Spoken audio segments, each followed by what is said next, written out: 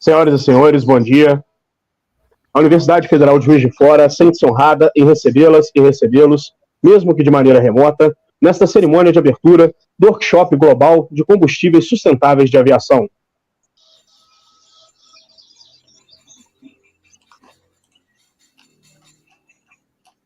Informamos a todas e todos que nos acompanham durante essa live que teremos 3 links disponíveis. O primeiro, este principal, um segundo com a tradução para o português e inglês e um terceiro com a tradução para o inglês-português. Reiteramos que a lista de presença e os comentários estão disponíveis apenas neste link principal.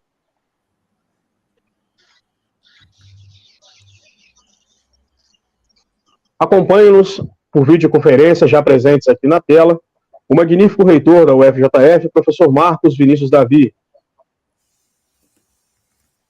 o secretário nacional de Aviação Civil, o senhor Rony Glansman,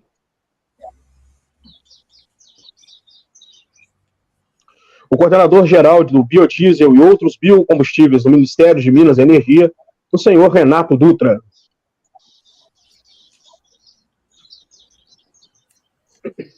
O diretor de inovação e do Centro Regional de Inovação e Transferência de Tecnologia, o CRIT, da UFJF, o professor Fabrício Pablo Virgínio de Campos. Nós agradecemos também a participação das demais autoridades, professores, técnico-administrativos em educação e alunos que nos acompanham pelo YouTube. Este evento consiste em uma ferramenta para a integração entre diversos agentes do setor de aviação, como detentores de tecnologias, produtores, fabricantes de aeronaves e turbinas, companhias aéreas, gestores de aeródromos, governo e academia, com o objetivo de contemplar demandas, necessidades, tendências e expectativas para a implementação e a expansão do uso de combustíveis sustentáveis de aviação, bem como o potencial para o crescimento deste segmento no Brasil e no mundo. Agora, dando início aos pronunciamentos, nós ouviremos, primeiramente, o diretor de inovação e do CRIT da UFJF, o professor Fabrício Pablo Virgínio de Campos. Olá, bom dia a todos. Gostaria de desejar boas-vindas ao Workshop Global de Combustíveis Sustentáveis. Queria iniciar agradecendo a presença nesta abertura do reitor Marcos Davi, quem vem apoiando e colocando os melhores esforços na consolidação das ações, que envolvem energias renováveis na Universidade Federal de Fora, no Parque Tecnológico. Em nome do Marcos Davi, saudar e agradecer a presença aqui de todos os pesquisadores, agradecer em específico a toda a equipe que está suportando, inclusive, a realização deste evento. Queria agradecer a presença aqui do Rony, que estimulou a aproximação das equipes da SAC com os pesquisadores, da forma com que hoje estamos desenvolvendo um projeto que acreditamos ter o potencial para revolucionar, inclusive, de forma sustentável a aviação, e por meio do Rony, saudar aí a toda a equipe do Ministério de Infraestrutura, saudar a toda a equipe da SAC. Quero agradecer também a presença do Renato Dutra, que vem conduzindo de forma exemplar diversas ações relacionadas a biocombustíveis no nosso país, e por meio dele saudar a toda a equipe do Ministério de Minas e Energia, todos os representantes que estão aqui presentes do governo brasileiro, em nome dele, inclusive, salvar representantes que temos aqui presentes nesta live, que inclusive vai ser gravada, de representantes de outros governos, dos estados do nosso país, das prefeituras, entendendo a importância e a envergadura das ações do que vamos discutir nesse workshop. Quero agradecer também a presença de todos que estão nos acompanhando online. Este workshop vai ficar gravado naturalmente, e quem for nos assistir em momentos posteriores, agradecer aí por nos acompanhar e pelas trocas de experiência.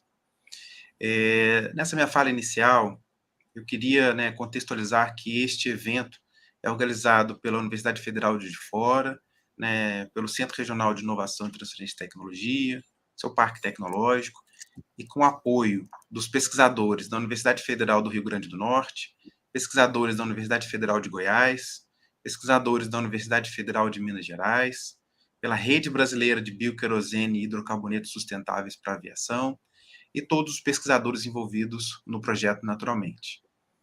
Destacando aqui, né, que os transportes, o que nos motiva, na verdade, né, que os transportes, né, devido à queima de combustível fóssil, estão entre os vários segmentos econômicos que têm impactado no processo de aquecimento global. E, naturalmente, a aviação civil faz parte desse contexto, e, neste caso específico, ela é responsável por aproximadamente 2% dessas emissões. Com o objetivo de minimizar, né, tanto essas emissões e minimizar os impactos relacionados à aviação, diversos programas, diversos mecanismos foram construídos localmente, globalmente, né, com estes grandes objetivos. Vou destacar aqui em específico o CORSIA, né, que é um programa que tem um objetivo, né, de, em um determinado prazo, né, a resultar aí num crescimento neutro de carbono. E, em específico para esse workshop, né, destacar que as rotas que têm origem e destino no Brasil, elas entram nesse esquema, fazem parte desse esquema, né, para atender essas metas a partir de 2027. E já fica aqui a reflexão e o destaque que 2027 é praticamente amanhã. Né? Então, né, destacando aí o grande desafio do que a gente vai discutir nesse workshop, o grande desafio das pesquisas, para viabilizar que, de fato, a gente tenha soluções alternativas. E uma das soluções, né, que se apresentam bastante adequadas e promissoras porque a gente está discutindo, é exatamente o que nos traz ao contexto deste workshop, né, que são os combustíveis sustentáveis para a aviação. Né? Além também, claro, né, do compromisso net zero aí para 2050. Aproveitando essa fala inicial, né, para trazer o contexto para todos que nos ouvem, SAF, então, né, o combustível sustentável para a aviação, é um novo tipo de combustível para a aviação que não seja proveniente de matéria-prima fóssil, ou seja, ele é proveniente de matéria-prima renovável e que este combustível possa ser utilizado da forma idêntica ao que o combustível convencional é utilizado, inicialmente sem alteração das aeronaves. Este novo combustível, então, deve atender aos critérios de sustentabilidade, como a redução da emissão de CO2 no seu ciclo de vida, naturalmente, deve atender, né, ao uso reduzido de água potável, sem competição com a produção de alimentos e, naturalmente, sem desmatamento. Ou seja, este combustível se mostra adequado aí para atender as metas que nós apresentamos. E este workshop a gente vai discutir a cadeia de produção desses combustíveis, a gente vai discutir por diversas vertentes que envolvam esse combustível em si. E este workshop está inserido como uma das ações de um projeto com o objetivo de realizar estudos acerca das alternativas do setor aéreo diante desses compromissos, tanto nacionais como internacionais, para a redução da emissão de gases de efeito estufa, relacionado naturalmente ao uso de combustíveis sustentáveis na aviação. E as suas implicações com vistas para subsidiar, então, a Secretaria Nacional de Aviação Civil, do Ministério de Infraestrutura, do governo brasileiro, naturalmente, na proposição e avaliação de políticas e diretrizes para a regulação econômica dos serviços aéreos, infraestruturas aeroportuária e aeronáutica civil, para o estímulo ao desenvolvimento, à concorrência, à sustentabilidade ambiental e à prestação adequada desse serviço. Temos, então, além das contribuições nessa abertura, ou teremos, né, dois painéis. O primeiro painel é sobre a implementação de SAF na matriz de combustíveis, que será moderado pela pesquisadora do projeto, Amanda Gondim, e um segundo painel que vai discutir questões relacionadas à cadeia de produção de SAF e as pesquisas relacionadas, naturalmente, a esse tipo de combustível, e que será moderado pela pesquisadora do projeto também, Laís Tomás. Ao término dos painéis, nós abriremos para as perguntas, então vamos deixar, além deste espaço de tempo para discussão das perguntas, os nossos contatos, inclusive para discussões e contribuições futuras, considerando também que este workshop está sendo gravado e vai ser disponibilizado pelos nossos canais. Dessa forma, então, acreditamos que temos um potencial, como eu disse, de revolucionar de forma sustentável a aviação do nosso país e no nosso mundo. Dessa forma, então, encerro essa minha fala inicial com muita felicidade e desejo a todos um ótimo workshop. Muito obrigado. Nós agradecemos ao professor Fabrício e ouviremos agora o coordenador-geral do biodiesel e outros biocombustíveis do Ministério de Minas e Energia, o senhor Renato Dutra. Bom dia a todos. Me escutam bem? Primeiramente, queria dar bom dia aos participantes, né, cumprimentar também aí o professor Fabrício, o reitor Marcos Davi, o secretário Ronen, e aproveitar esses poucos minutos de fala para fazer 4 apontamentos importantes sobre o panorama da elaboração da política pública para o SAF no Brasil. O primeiro apontamento que eu queria destacar, ele se refere sobre o potencial do mercado de SAF no Brasil, seja pelo lado da demanda, seja pelo lado da oferta.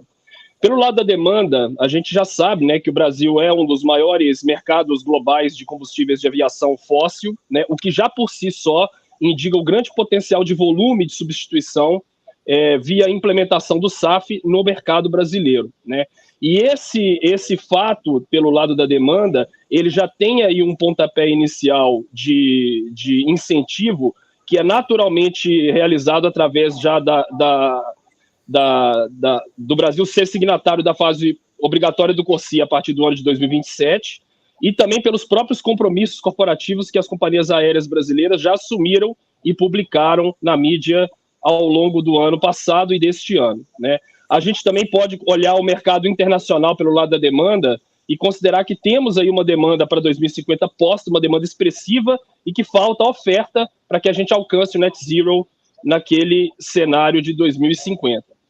Pelo lado da oferta, quando olhamos aí o Brasil e toda a potencialidade dele em relação à experiência que nós já temos com as cadeias de fornecimento de políticas públicas já consolidadas aí para o mercado de etanol e de biodiesel, a gente tem aí, em função dessa experiência prévia, né, e de décadas, estudos que demonstram que, apenas considerando feedstocks oriundos de resíduos, né, o Brasil tem potencial para produzir 9 bilhões de litros de SAF por ano, que é mais do que toda a demanda nacional, sendo 60% deste volume oriundo apenas de resíduos de cana-de-açúcar através da rota tecnológica ATJ, né? Então, esse amplo conjunto aí de informações que já é de domínio público, ele demonstra que o Brasil ele tem um grande potencial de ser um mercado consumidor nacional, como também um grande exportador de excedentes de SAF para o mercado global.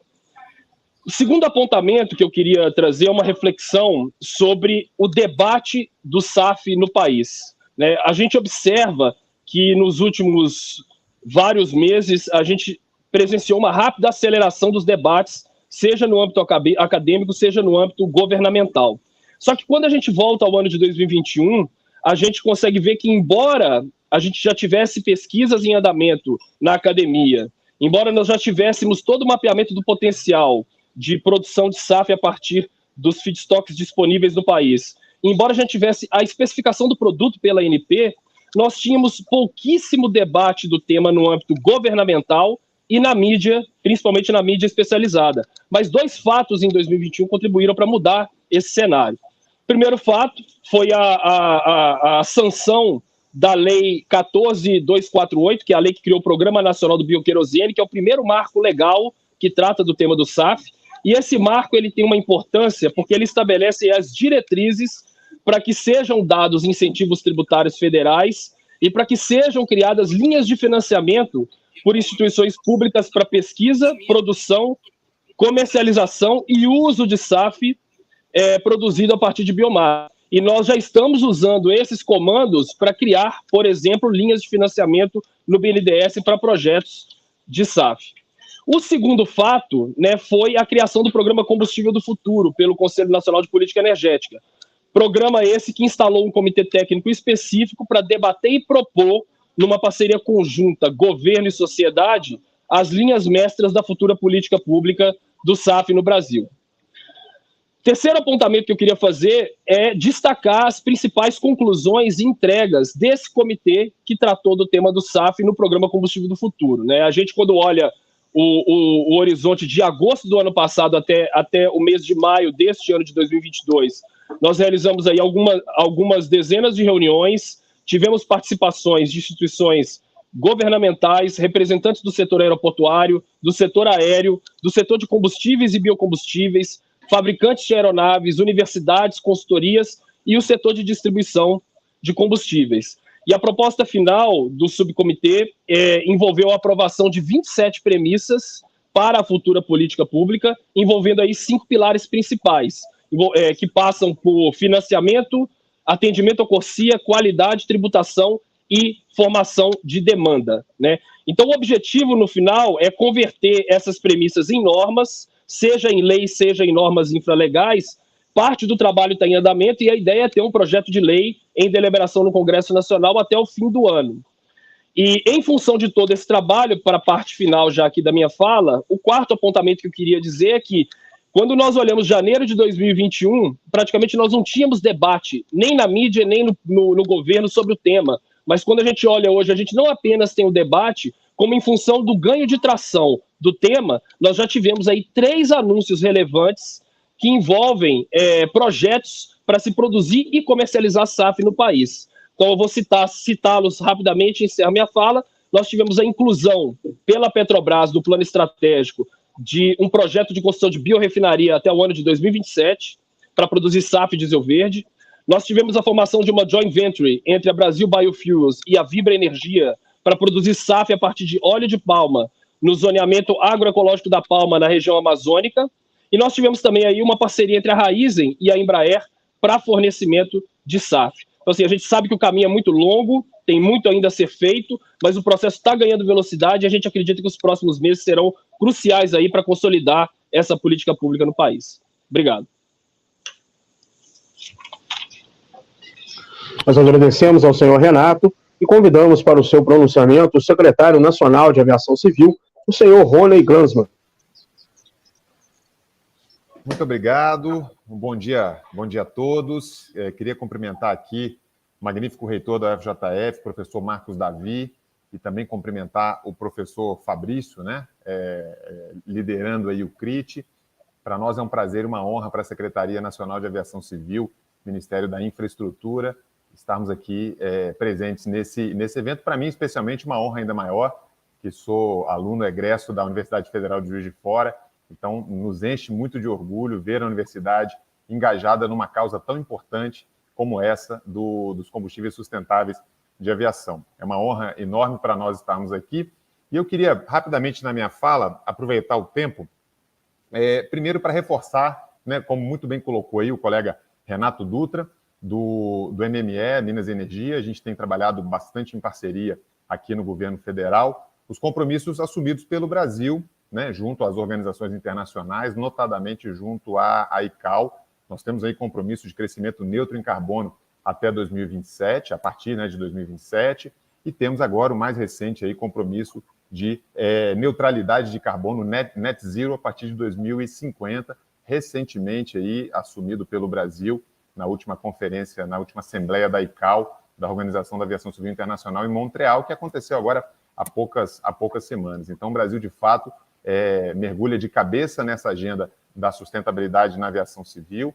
É fundamental que isso aconteça, né? A aviação é intensa em consumo de combustível, né? Hoje, cerca de 40% dos custos de um voo são provenientes de combustível. Então, de fato, é uma agenda muito importante. Eu diria que é uma agenda vital, crucial para o desenvolvimento da aviação civil. Como já foi colocado, muito bem colocado aqui pelos colegas que me antecederam, o Corsia é uma solução temporária, né? O Brasil adotou o Corsia, mas todos nós sabemos que o Corsia é uma solução temporária. A solução definitiva realmente parece caminhar aí pela linha dos combustíveis sustentáveis, né? Um combustível que ele é drop-in, né? Ele pode ser colocado diretamente no tanque dos aviões, não exige alteração de frota, de aeronave, de motores, não exige grandes alterações nas infraestruturas aeroportuárias, como tanques, bombas, hidrantes, dutos. Então, de fato, parece ser o caminho realmente, né, consagrado mundialmente,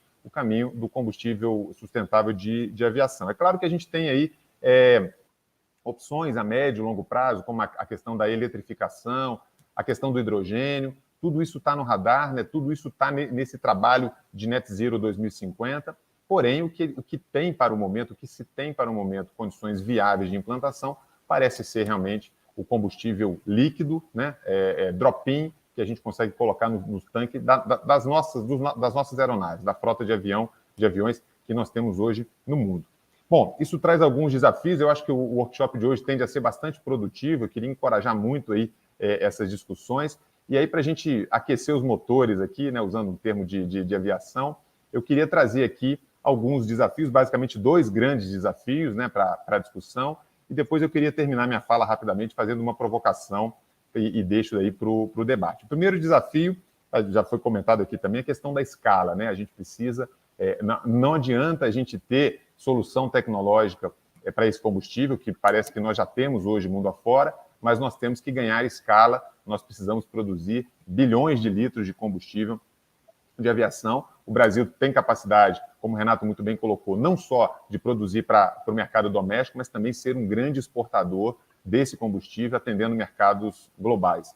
E aí a gente passa, né? Fontes de biomassa, os chamados feedstocks. A gente tem, de fato, no Brasil, uma diversidade grande de feedstocks, né? de biomassa. Né? Aqui no Brasil, a gente tem rotas já consagradas, produção de etanol, de cana, a gente tem soja, a gente tem milho, a gente tem resíduo sólido, a parte de pecuária, enfim, tem uma série de possibilidades de feedstock e o Brasil tem condição de produzir esse feedstock, essa biomassa em larga escala, no sentido de ganhar escala com relação a isso. Rotas de tecnologia também, rotas tecnológicas também, como o Renato muito bem colocou, existem várias já sendo desenvolvidas, acho que muita coisa vai ser discutida aqui, mas não nos parece um grande desafio, com certeza essas rotas naturalmente elas vão sendo desenvolvidas. Né? E existe uma questão de competição com outros combustíveis, como o Renato também muito bem colocou, notadamente com biodiesel, com diesel verde, né? Com etanol e outros combustíveis verdes aí que nós teremos que disputar espaço com esses combustíveis. Mas o grande ponto, e aí o meu segundo desafio que eu trago aqui, o grande ponto que eu acho que nós temos que discutir, e é o objetivo dessa parceria da SAC, do Ministério da Infraestrutura, com a Universidade Federal de Juiz de Fora, é a questão econômica, né? O preço disso. Não adianta a gente chegar numa solução tecnológica se não chegarmos num preço que seja competitivo. O brasileiro é muito sensível a preço, né? Nós sabemos que qualquer acréscimo de preço no custo das passagens, a demanda reage fortemente. Né? Nós temos um desafio pela frente de uma segunda onda de crescimento no setor de transporte aéreo, de popularização no transporte aéreo. O setor vem de cerca de 30 milhões de passageiros ali no início dos anos 2000. Chegamos agora, antes da pandemia, a mais de 120 milhões de passageiros transportados no Brasil. E estamos buscando dar um segundo salto a 200 milhões de passageiros nos próximos 3, 4, 5 anos. Queremos atender mais de 200 cidades no nosso país com transporte aéreo regular. Então, existe um desafio muito grande com relação a preço. Ou seja, esse combustível sustentável precisa chegar nos tanques dos nossos aviões em condições de sustentabilidade econômica, de viabilidade econômica, e aí nós temos que discutir realmente uma questão de preço muito importante. Não adianta esse combustível chegar a preços elevadíssimos se comparado aos combustíveis minerais, aos combustíveis fósseis, porque a gente precisa, de fato, responder aí à sociedade brasileira com relação ao custo do transporte aéreo, que hoje no Brasil, com a questão da guerra na Ucrânia, com pós-pandemia, nós temos sofrido bastante com o preço das passagens aéreas. Bom, e por último aqui, eu gostaria de trazer rapidamente 2 provocações. A primeira, acho que o Renato também comentou com relação a isso, né? É a discussão que nós estamos tendo aqui no governo federal, aqui em Brasília e, logicamente, pegando todo o país, com relação a mandatos, né? Mandatos volumétricos, mandatos de meta de eficiência energética, enfim, estamos discutindo como será o enforcement desse processo para que a gente, de fato, coloque nossas empresas aéreas, nossos distribuidores de combustível e os fabricantes, né, os refinadores de combustível, para poder chegar, de fato, a uma promoção desse combustível no nosso país. Então, tem uma discussão com relação a mandato, a metas de eficiência energética, etc. E uma outra provocação que eu trago aqui, que eu acho que deve ser objeto das discussões desse dia, né, desse workshop, é com relação aos combustíveis de baixo carbono, aos Lower Carbon Aviation Fuels, LCAFs, né, que está sendo muito discutido no mundo afora. São combustíveis ainda na esfera mineral, mas na esfera fóssil, né? Mas com redução da pegada de carbono. E reduções, muitas vezes, de acordo com os primeiros relatos que chegam para nós, reduções bastante robustas, aí, na casa de 40%, 50%, eventualmente até mais, em termos de pegada de carbono. Então, fica aí esses desafios, né? Ou seja, será que os LCAFs eles podem funcionar como transição energética, né? Até que nós cheguemos, de fato, aos SAFs a preços viáveis, né, para a indústria? Ou será que já partimos diretamente para o SAF e aí tem uma série de deveres de casa que precisam ser feitos, deveres de casa tributários, de linhas de financiamento, de políticas de incentivo a toda essa cadeia? Então, com essas palavras iniciais, eu queria trazer aí essas provocações para o dia de hoje, incentivar o debate, né, tentar enriquecer aí essa discussão, e eu tenho certeza que nós sairemos, né, do dia de hoje aqui muito mais conscientes dos desafios que temos aí pela frente. Muito obrigado aí à Universidade Federal de Juiz de Fora pela parceria, obrigado por essa oportunidade. Nós ficamos aqui à disposição aí dos senhores, o time aqui da Secretaria de Aviação, do Ministério da Infraestrutura, à disposição para esse debate tão importante, tão relevante para a sociedade brasileira. Um bom dia a todos. Nós agradecemos também ao senhor Rony pela disponibilidade. E nós temos online aqui conosco também nessa abertura o superintendente de inovação de Minas Gerais, o senhor Pedro Emboava Vaz. Ele teve um pequeno problema para se conectar conosco aqui, mas agora já está online. E agora também tem a palavra com você, senhor Pedro. Agradeço, senhoras e senhores. Mais uma vez, acho que agradecer também ao professor Fabrício, ao magnífico reitor Marcos Davi, ao secretário Rony Gleisman, que muito nos honra com a presença virtual de todos, e acho que agradeço mais uma vez a parceria de toda hora em conjunto com a Secretaria de Estado de Desenvolvimento Econômico, com o governo de Minas. E para nós, acho que é um prazer e, na verdade, uma honra que a Universidade de Juiz de Fora, tão importante não só para o desenvolvimento econômico, mas para a formação de mentes brilhantes, de novas tecnologias, dela está sediando e organizando, protagonizando esse workshop, que a gente tem a ciência da importância dele. No final das contas, a gente, enquanto governo do Estado, enquanto secretaria, entende a importância da geração de emprego e renda, e a gente tem a certeza de que daqui para frente, o futuro que nos aguarda, isso só vai poder ser feito e precisará ser feito utilizando intensivamente de ciência, tecnologia e inovação. E acho que a gente acrescenta talvez um outro ponto aí dentro, que é a sustentabilidade, e acho que toda essa pauta ESG que tem se tornado tão relevante também. Ciência, tecnologia e inovação, em conjunto com a sustentabilidade, vão ser pautas extremamente importantes para que a nossa economia ela possa se desenvolver, e acho que o Estado de Minas Gerais ele possa continuar caminhando, se tornando e fortalecendo o protagonismo que sempre teve. E acho que o Estado de Minas Gerais ele está aqui, e queria reforçar esse ponto em nome do nosso governador Romeu Zema, do secretário Fernando Passalio, do subsecretário Felipe Thier, que a gente está aqui honrando esse compromisso, e como o secretário de Aviação Civil reforçou, não adianta a gente ter a inovação tecnológica se ela também não tiver uma viabilidade de mercado. Mas a certeza que eu gostaria de compartilhar com os senhores é que o Estado de Minas tem disponibilizado, e a gente firma esse compromisso de continuar disponibilizando recursos para que a gente possa fazer essas inovações tecnológicas acontecendo aqui em Minas Gerais. Esse ano a gente vai disponibilizar, né, 660 milhões de reais para ciência, tecnologia e inovação, tanto com base em pesquisas quanto em desenvolvimentos tecnológicos, estruturação de ambientes de inovação, atração de centros de P&D, atração de empresas de base tecnológica, o que é extremamente importante para nós. Mas, para além disso, além dessa temática de ciência e tecnologia, a gente também tem um compromisso muito grande com a pauta de sustentabilidade. Não é à toa que o Estado de Minas Gerais foi o primeiro na América Latina a assinar o acordo, em conjunto com o governo britânico, do Race to Zero, acho que fortalecendo o compromisso que o governo tem nesse processo de descarbonização da nossa economia, e o SAF é extremamente importante para a gente poder trazer isso de uma maneira mais intensa para esse setor super importante, que é o setor de transportes aéreos, de uma maneira geral. E Minas se destaca, no final das contas, como esse hub logístico o Brasil. Então, a gente não só fica feliz porque a gente sabe que a Universidade Federal de Juiz de Fora é o local correto para esse tipo de temática estar sendo debatida, mas a gente acha ainda mais que Minas Gerais talvez seja o melhor lugar para a gente poder estar debatendo isso, e aí a gente vai puxar um pouquinho da sardinha para o nosso estado, mesmo com a presença dos representantes do governo federal.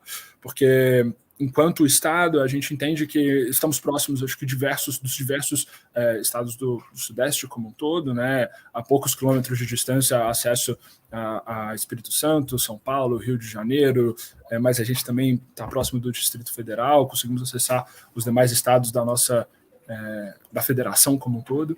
Então, não só do ponto de vista da logística nos seus diversos meios, mas principalmente a parte logística aérea é das pautas que a gente tem endossado dentro da Secretaria de Estado de Desenvolvimento Econômico. A gente tem aumentado cada vez mais as rotas aéreas que o nosso estado tem, em especial em parceria com as empresas privadas que operam esse tipo de serviço, que tem sido extremamente importante, não só para o transporte de passageiros, mas para o transporte de carga, de maneira geral, que é tão importante para o desenvolvimento econômico também do nosso estado.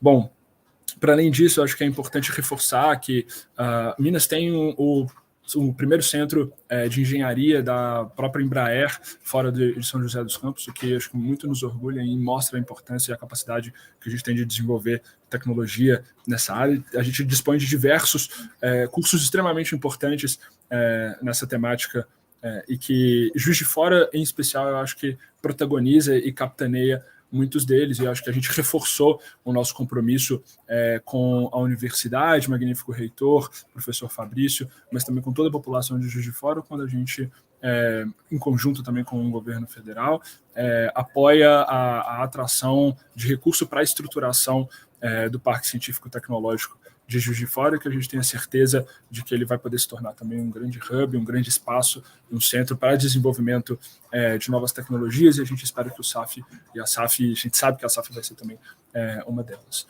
Então, essa atração desse montante de 6,662 milhões de reais nessa parceria muito nos orgulha. E gostaria de reforçar, acho que para todos os presentes e que vão participar desse workshop, que a gente, como já disse anteriormente, entende que o desenvolvimento econômico ele vai ser extremamente importante e é extremamente importante para o nosso estado, mas a ciência, a tecnologia e a inovação aliadas à sustentabilidade para realizar esse desenvolvimento econômico é o que de fato vai trazer a nossa economia, a economia mineira, para um próximo patamar, para essa economia que de fato o futuro espera, não só dos mineiros, dos brasileiros, mas também de todos os demais cidadãos do mundo. Bom, finalizo minha fala dizendo que o governo do estado de Minas, a Secretaria de Desenvolvimento Econômico, está à disposição para o que for necessário para que a gente possa apoiar os senhores ao longo desse processo. A gente espera que desse workshop muitos aspectos práticos, factíveis e aplicáveis possam surgir, e dessa maneira que a gente continue construindo a economia mineira do futuro. Muito obrigado. Nós agradecemos ao senhor Pedro, e agora com a palavra o magnífico reitor da Universidade Federal de Juiz de Fora, o professor Marcos Vinícius Davi. Bom dia a todos e todas. Eu gostaria de iniciar cumprimentando o secretário Roney Glasman, dizer do orgulho, da satisfação por mais essa parceria que nós estamos estabelecendo.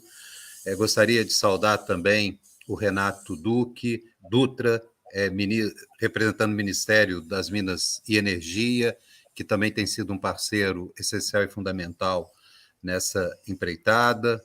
Gostaria de cumprimentar o Pedro Emboava, representando a Secretaria de Desenvolvimento Econômico do Estado de Minas Gerais, e que também tem participado intensamente dos esforços para ampliação da atuação da nossa instituição e de outras instituições mineiras no desenvolvimento econômico.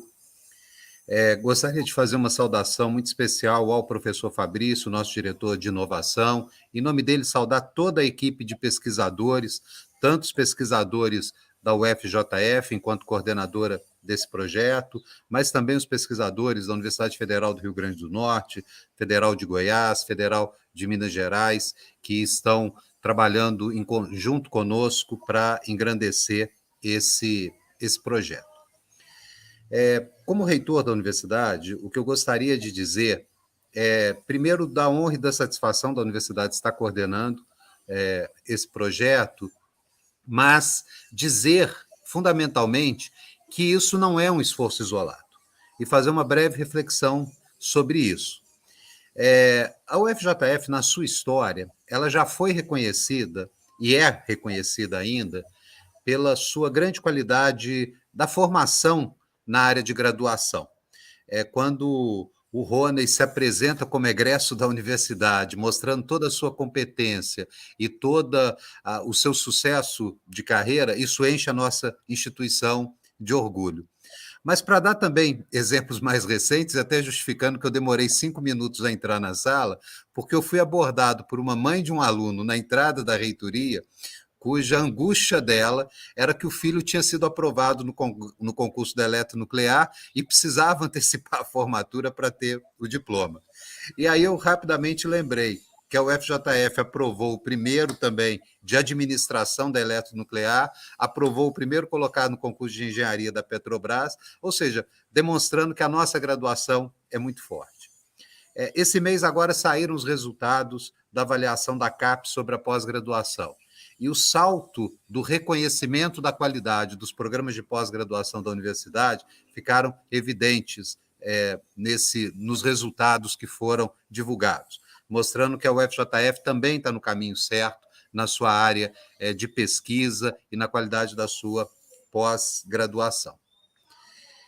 E para concluir essa trajetória de muito êxito e de muito sucesso, eu preciso falar dos grandes esforços que nós estamos fazendo na área de ciência, tecnologia e inovação. E isso demonstra que um projeto como esse não é algo isolado. Ele está vindo dentro de um esforço muito grande de envolvimento da instituição com os projetos de inovação. Ontem nós fazíamos um seminário dentro da Semana de Ciência e Tecnologia, avaliando os resultados da nossa área de inovação. São resultados assim que nos enchem de orgulho do como a universidade está avançando nesse processo. Mas, especificamente, nesta temática de combustíveis sustentáveis e da vinculação da utilização desses combustíveis com a aviação civil, nós também temos uma série de projetos que já vem se desenvolvendo e crescendo nos últimos anos, mostrando uma vocação clara da nossa instituição nessa área.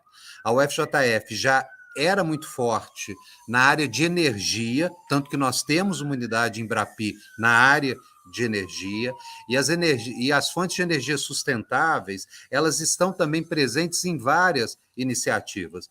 Hoje o professor Fabrício, e aí me representando, porque eu estarei no evento com o ministro da Educação, estará recebendo empresários ingleses que já estamos com projetos avançados, já temos unidades dessa empresa numa das nossas unidades do Parque Tecnológico, com a possibilidade de uma ampliação muito forte na produção de biocombustível e na produção de tecnologias para a produção de biocombustível.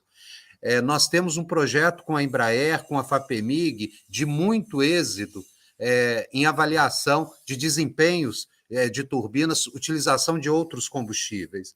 Então, já existe um esforço muito grande da instituição nessa área. Então, nos enche de orgulho perceber que uma instituição que tem a sua graduação altamente reconhecida e de sucesso, a sua pós-graduação ganhando destaque nacional, ela agora também pode demonstrar de forma muito segura resultados muito importantes na área de inovação, na área de aproximação da universidade com o setor produtivo e efetivamente permitindo que a nossa ciência e tecnologia seja apropriado pelo setor produtivo e passe a ter valor econômico e social para a nossa sociedade.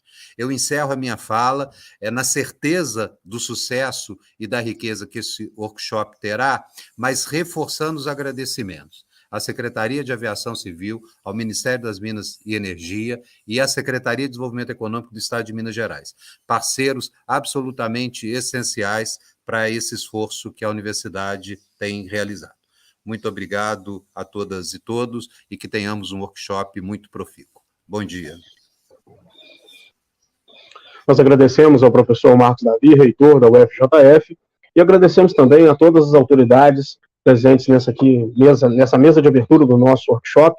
E passamos agora ao primeiro painel do dia, intitulado Implementação do SAF na Matriz de Combustíveis. Para mediar a atividade, nós convidamos a professora da Universidade Federal do Rio Grande do Norte, Amanda Gondi.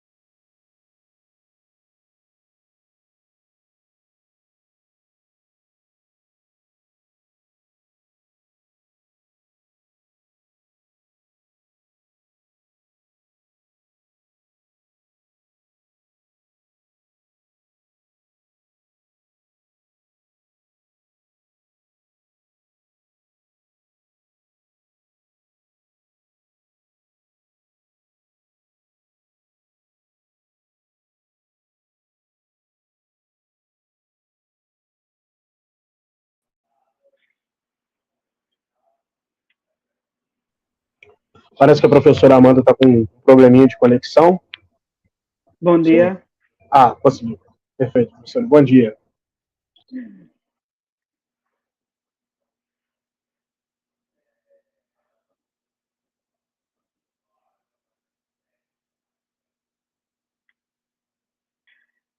Bom dia a todos.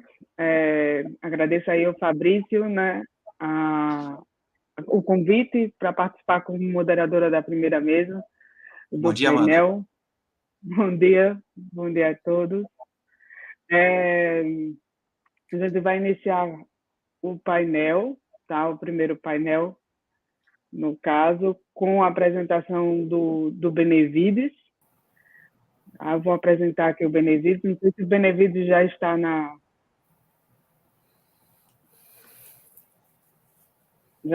sala. Tá, certinho, Amanda. Certinho.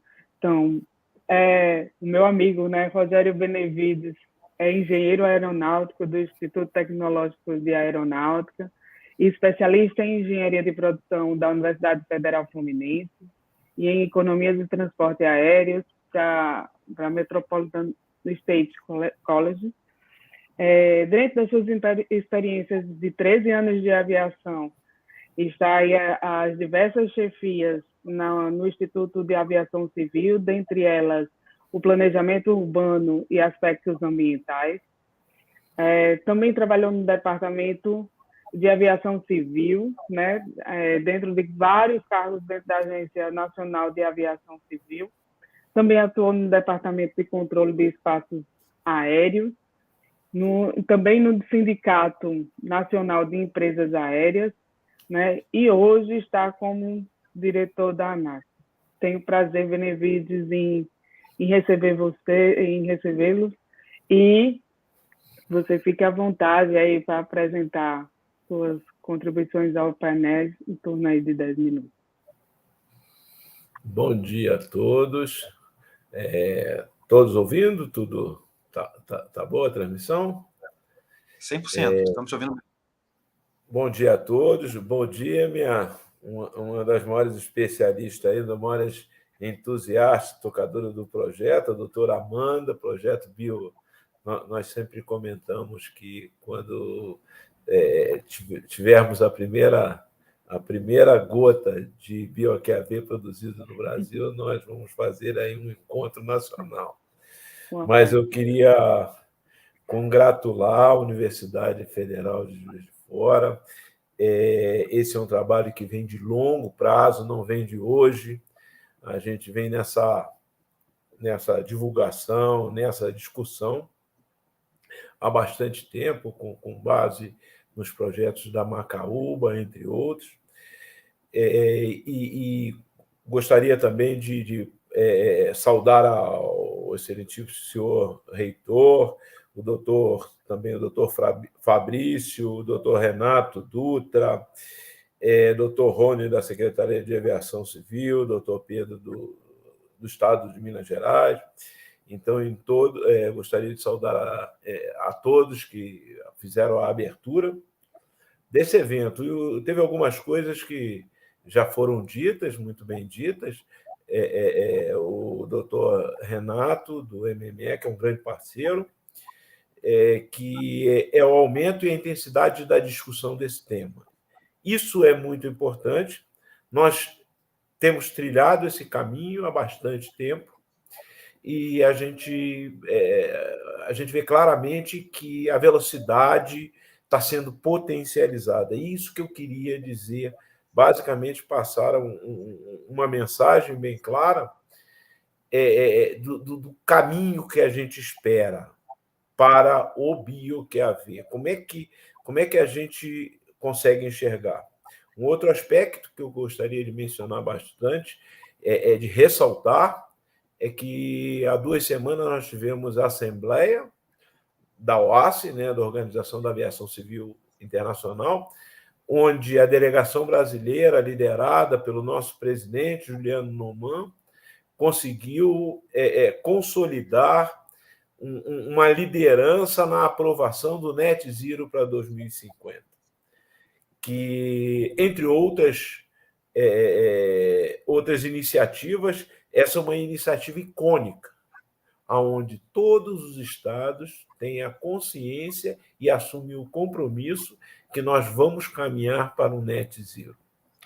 Mas, dentro desse quadro, eu queria deixar bem claro como é que isso foi construído. Isso é importante, porque uma das coisas, quando a gente fala em bio-QAV, a gente fala de uma indústria que nós não temos produção hoje, para uma indústria que precisamos ter produção, é uma palavra chamada previsibilidade.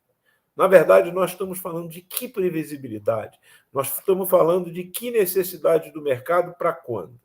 Eu queria dizer para vocês que, ao longo do tempo que eu tenho trabalhado nisso, eu posso, a princípio, de maneira bem ilustrativa, dividir o tema em 4 fases cronológicas. De 90 a 2000, nós tivemos a comprovação, a sociedade ter a comprovação que a aviação realmente contribuía para as mudanças climáticas. E nós tivemos, porque em 1990 até 95, quando foi criado o CAEP, a OACI ela trabalhava em 2 linhas. Uma linha era emissão de motores, outra é ruído. Emissão de motores como poluição local ao redor dos aeroportos, mas não uma contribuição que pudesse afetar efetivamente as mudanças climáticas. Chegamos no final da década de 2000, início da década de 2000, final da década de 90, essa conscientização já era fato. E ali começou-se a dividir. Tudo bem, como é que nós vamos tratar a questão internacional? Aí, no primeiro slide que nós temos aí, a gente conseguiu a discussão que as INDCs nacionais seriam tratadas nas suas políticas nacionais e a aviação civil internacional ia ser tratada através estaria no bojo do Acordo de Paris, que iria ser remetida para a OACI. E a OACI ficou com a responsabilidade de tratar esse tema. Então, nós temos aí INDCs nacionais, onde essas sim estão no Acordo de Paris, onde os países assumem seus compromissos, e temos o tema internacional da aviação civil internacional, que é tratado na OACI. Então, a partir dessa divisão, nós tivemos a década de 2000 a 2010, onde, tudo bem, temos aí um cenário consolidado onde a aviação civil tem uma contribuição relevante para o tema mudanças climáticas. E o que nós vamos fazer? Começamos com propostas de ações voluntárias daí por diante. Até que em 2010 concluiu-se todos os Estados membros da OACI que vão fazer uma proposta, e a proposta é que, a partir de 2020, a aviação não vai ter crescimento quanto à sua contribuição para as mudanças climáticas no volume de CO2 emitido. O que é muito icônico. Nós, em 2010, falamos que 2020 não teríamos crescimento zero. E entre 2010 e 2020, como é que nós faríamos isso? E aí foi criado, o racional seria através de medidas operacionais, medidas tecnológicas, SAF, e mesmo com essas três não seria possível fazer esse crescimento zero a partir de 2020. Foi criado o CORSIA. E chegamos em 2020, aí o que eu remeto a 2020, nesse período que nós estamos num período de implementação. Entra o CORSIA, contudo, a sociedade como um todo entra com um compromisso e demanda muito mais rápidas. E hoje o CORSIA é um elemento já internalizado dentro da aviação civil. Inicialmente, quando ele foi discutido, o problema de custo era um problema dos mais relevantes. Hoje, a comunidade aeronáutica, a comunidade de aviação civil enxerga que esse tema da implementação do CORSIA ele já está inerente às suas atividades comerciais, um bojo maior. E o que nós estamos passando agora é para a conscientização da implementação do SAF. Pode passar a próxima transparência? Próximo slide, por favor. E nesse ponto que eu queria ressaltar, que entre 2020 e 2022, nesse período de pandemia, houve essa aceleração muito grande no tratamento da questão. E vocês imaginam, em 2010 se apontou para um crescimento nulo em 2020, e em 2022 se apontou para um crescimento zero em 2050. O que eu quero dizer isso para os senhores com essa narrativa? Na verdade, esse caminho é um caminho sem volta e cada vez mais curto. Na esquerda, aqui, onde a gente tem um quadro que é difícil de ver, que é o Global SAF Capacity, isso aí são iniciativas no mundo inteiro. Elas estão se proliferando de maneira extremamente acentuada. Mas isso já tinha seu ritmo. O que está acontecendo diferente com essa conscientização mais rápida é que está aparecendo mandatos em diversos estados, na Europa, por exemplo, e programas de incentivo ao SAF. O que está levando a um aumento na oferta de SAF muito rápida em termos internacionais. E se a gente associar a isso que a obrigação do Brasil em 2027 que a gente começa ou compra crédito ou utiliza SAF, o nosso espaço de tempo para a disponibilização de oferta de SAF começa a ficar muito curto. Então, dentro desse tema, eu queria só dizer para os senhores que essa linha histórica ela torna-se cada vez mais curta para que nós tomemos uma posição realmente efetiva e disponibilize SAF. Dentro desse cenário, o Renato ele mencionou alguns pontos, um trabalho que foi feito no Combustível do Futuro, que eu realmente acho que foi uma das iniciativas ao longo desses 15 anos que a gente vem acompanhando esse tema, mais estruturadas e importantes que nós tivemos ao longo do tempo, onde os especialistas trabalharam nas questões de demanda e oferta. Nós conseguimos mapear, porém, no meu entender, nós precisamos passar agora dessa fase de mapeamento, de estudos, e tentar passar por uma fase de avaliação de projetos e caminhos a seguir daqui para diante. Porque nós vimos que a própria Petrobras, a Vibra e a Raízen com suas iniciativas, nós acreditamos que a indústria do transporte aéreo ela tem uma característica diferente. Os compromissos assumidos pelos operadores aéreos, no momento que eles entendem que essa demanda de compensação de carbono é uma demanda que faz parte do negócio dela, tenha ou não tenha disponível. Se não tiver disponível, eles vão comprar crédito. Se tiver disponível, nós vamos utilizar. De alguma maneira, nós temos que estudar um modelo de negócio para aproveitar essa oportunidade para que essa demanda obrigatória, esse requisito obrigatório de compensação de demanda, financia uma estruturação de um novo marco econômico para a produção de bioQAV no Brasil. Então, eu acredito que, basicamente, pode passar aqui a última transparência, eu acredito, basicamente, que nós estamos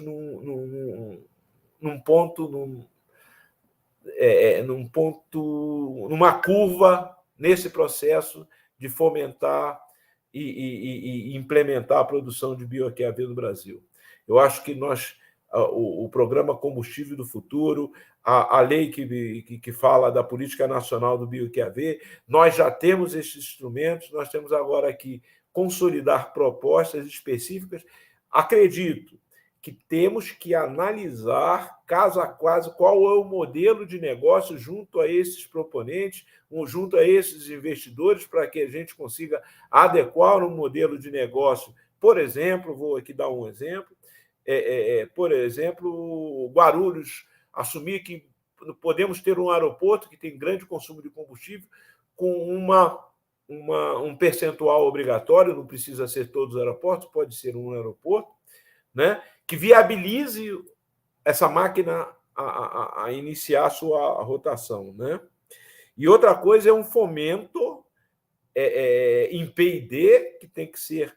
Nós temos que ter o domínio pleno de todas as rotas tecnológicas, REFA, AutoJet, PTL, a utilização de recursos. Então, eu acredito que, em curtos prazos de tempo, acho que fizemos um dever de casa de maneira muito competente com a Política Nacional do bioQAV e o Programa Combustível do Futuro, mas agora nós temos que fazer uma virada de chave e ver quais os projetos, como na prática nós vamos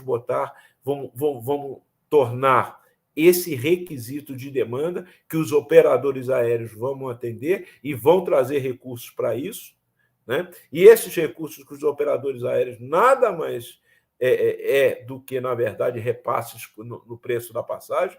E um outro aspecto que eu queria mencionar, o último aspecto, é que nós temos a política internacional, onde vai ter o CORSIA drivando essa política internacional. Contudo, nós temos a política nacional, que, de repente, ela pode não ser totalmente compatível com a internacional, para efeito de a gente viabilizar as nossas necessidades nacionais de curto prazo.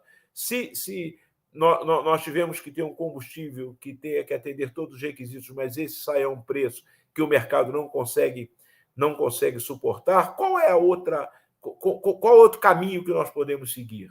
Então, nós temos aí um instrumento da política energética nacional no que tange a bioQAV, que essa é do nosso domínio totalmente. E nós podemos utilizá-la para atender, para fomentar a criação dessa indústria e, num segundo momento, atender todos os requisitos que tenham que ser atendidos para ser compatível com o CORSIA e daí por diante. Então, dessa maneira que eu gostaria de finalizar aqui minha intervenção, acredito que nós temos uma oportunidade ímpar, temos feito um trabalho, demos 2 passos maravilhosos, que foi o Programa Nacional de bioQAV e o trabalho do Comitê de Combustível, sem esquecer de ressaltar que a participação brasileira na última Assembleia, no apoio para o Net Zero 2050, na delegação brasileira, liderado pelo nosso presidente, foi algo assim de destaque, e que, na verdade, é uma conquista nacional. Muito obrigado a todos e estamos à disposição para as discussões aí após as apresentações. Obrigado, Amanda, obrigado, um prazer a todos aí. Benevides, a gente que agradece, né, a explanação de um pouco do histórico do que a gente percorreu já, e colocar na mesa o desafio que a gente tem dessa virada de chave, né, que muitos trabalhos foram feitos, mas a gente está aguardando o SAF efetivamente aí a gente utilizando aí no país. Mas agradeço demais as informações e fico feliz que as coisas estão andando cada vez mais rápido, né, Benevides? A gente veio desde os passinhos pequenos, eu acho que agora está a passos largos. Para dar continuidade aí ao painel de implementação de SAF na matriz do combustível aí, vou chamar os demais participantes para compor a mesa e ficar já em tela. Gostaria de chamar o Daniel Bassani, certo? Daniel deixa eu pegar a build aqui do Daniel. Daniel é graduado em Relações Internacionais, com especialização em Gestão de Negócios pela Fundação Dom Cabral. Hoje está como gerente de Relações Institucionais na Embraer e é responsável pela área de Comércio Internacionais, Sustentáveis e Regulação Aeronáutica. Daniel também é coordenador de Assuntos Internacionais da Associação das Indústrias Aeroespaciais do Brasil, e onde está responsável pela atuação da entidade como observador da OASI e demais fóruns internacionais, em especial em negócios relacionados à proteção ambiental. Então, Daniel, seja bem-vindo. Peço licença para apresentar os demais, né? Apresentar o Vinícius da Costa André. E o Vinícius está aqui com a gente, agradeço aí, Vinícius, sua presença.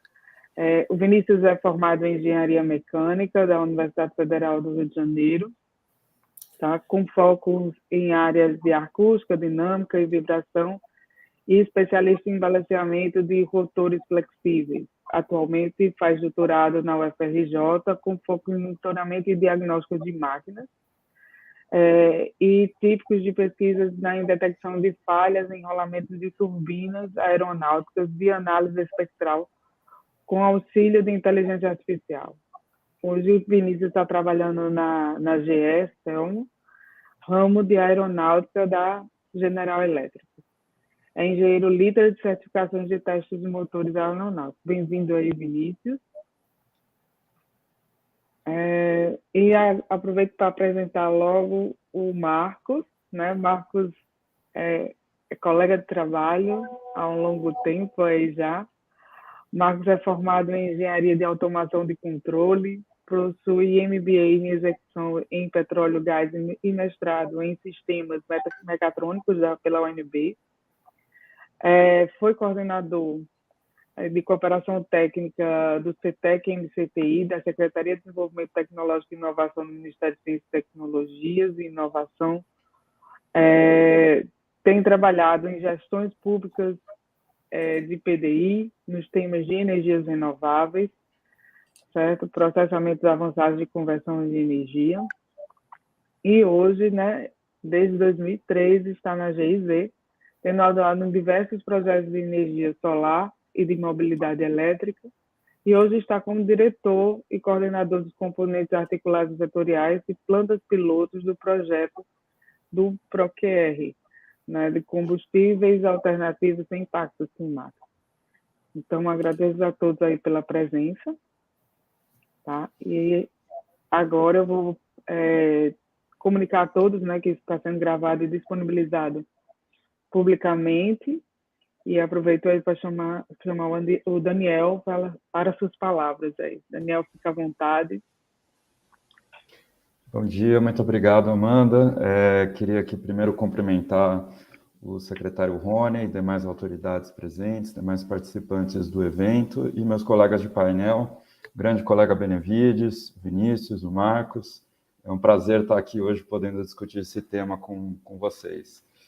Eu tenho uma apresentaçãozinha que eu queria usar aqui para ajudar a gente falar. Eu peço a ajuda do pessoal aí para ir passando para mim, mas eu queria trazer um pouco da visão da Embraer, o que a gente tem feito, por que isso é importante para a gente e, principalmente, como a gente enxerga esse tema avançando no Brasil. Se puder passar para o próximo slide. Obrigado.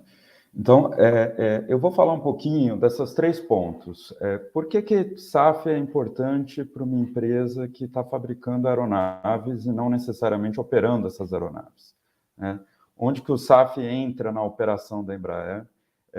Em segundo lugar, tudo que a gente já faz, a Embraer já trabalha com biocombustíveis aí há quase 20 anos, e principalmente quais são as nossas conclusões e os encaminhamentos que a gente gostaria de dar a esse tema aqui no Brasil. Pode avançar, por favor. Mais um. Falando um pouco do por que o SAF é tão importante para a Embraer, por que a gente tem falado tanto desse tema. Tá? Como o Benevides bem colocou, a gente trata desse tema há muito tempo, mas nos últimos 2 anos de pandemia, a importância que ganhou o SAFs é impressionante, e inclusive para a própria Embraer. Nesse período, a gente conseguiu assumir compromissos importantes de redução de emissões de carbono. Então, eu brinco que a gente tem o nosso próprio CORSIA, a gente assumiu uma meta de crescimento neutro em carbono desde este ano, já estamos aplicando essa meta e usando como referência os valores de emissão da empresa do ano passado, que foi um ano muito atípico, um ano muito restrito por conta dos efeitos da pandemia. Então, o nosso teto aí de emissões de carbono já é bastante apertado. Nós já estamos usando o SAF nas nossas operações desde o ano passado, sem o uso de SAFs nos nossos voos de produção e voos de teste, a gente nunca vai conseguir atingir essa meta que a gente se impôs de redução das emissões. A maior parte das nossas emissões vem justamente desses voos, e a gente se propôs chegar a uma neutralidade de carbono, um carbono zero líquido, até 2040. A gente também é signatário do compromisso da ATAG, da IATA, com demais associações para a redução das emissões a zero até 2050, muito em linha com o sucesso que a gente conseguiu atingir aí na Assembleia Geral da OASI. Queria parabenizar a ANAC, o governo brasileiro, por terem liderado esse processo com maestria e com protagonismo de chegar a esse grande compromisso do setor, compromisso global, mas que também é um compromisso que passa a ser nacional, né? E isso muito focado no que a Embraer está fazendo da porta para dentro, que é o chamado escopo 1 e escopo 2, né? Como é que a gente reduz as nossas próprias emissões. Mas a maior parte das emissões da aeronave não estão com o fabricante da aeronave, estão com o operador da aeronave. Então, é o chamado escopo 3, né? O que os nossos clientes, o que as empresas aéreas estão fazendo e como é que a gente pode ajudá-las a reduzir as emissões para atingir esse compromisso do carbono zero 2050. E aí a gente eu queria avançar já para os próximos slides, para a gente mostrar o que a gente tem feito, tanto em termos de tecnologia, mas sim em termos de desenvolver o debate, desenvolver as políticas públicas, ajudar a construir conhecimento para se avançar nesse desafio de ter SAF disponível no mundo, né? Então, a Embraer, a gente brinca que a gente tem o primeiro avião 100% movido a SAF, que foi o Ipanema, em 2004, porque é uma aeronave que ela é movida a etanol no Brasil, né? 100% movida a etanol. É uma aeronave agrícola de pequeno porte, mas ela é uma aeronave muito importante porque a gente usa essa aeronave como um protótipo para testar novas tecnologias. Por conta do tamanho dela, ela tem uma condição ideal para a gente introduzir novas tecnologias. Então, é a aeronave que a gente usou para testar SAFs, é a aeronave que a gente já usou para testar um motor 100% elétrico, e é a aeronave que a gente vai usar para testar um motor a hidrogênio. Mas não só isso, a gente, desde já quase 20 anos, tem testado outras tecnologias, em parceria aqui com os nossos fornecedores e clientes. A GE está aqui, que não me deixa mentir, em 2011, nós testamos, participamos do processo de certificação de uma rota tecnológica, a rota tecnológica CIP, numa aeronave nossa, no motor da GE, numa aeronave 170 da Embraer. Nós testamos também mistura de etanol de cana-de-açúcar, com 195 com a Azul. Nós desenvolvemos, junto com a Unicamp, com a Boeing, um roadmap para o desenvolvimento de SAFs no Brasil. Nós participamos de estudos na Europa, com mais de 80 voos comerciais, com uma aeronave nossa, usando uma mistura de 25% de camelina. Nós fizemos testes em biorrefinarias de óleo de soja e etanol, e estamos participando de consórcios para estudos da viabilidade comercial de SAFs no Brasil e na Europa. Então, a gente tem um longo histórico de desenvolver conhecimento, desenvolver tecnologia, tanto para o debate público do tema, quanto para a introdução dos SAFs já na utilização, na sua operação nas aeronaves. Pode avançar, por favor.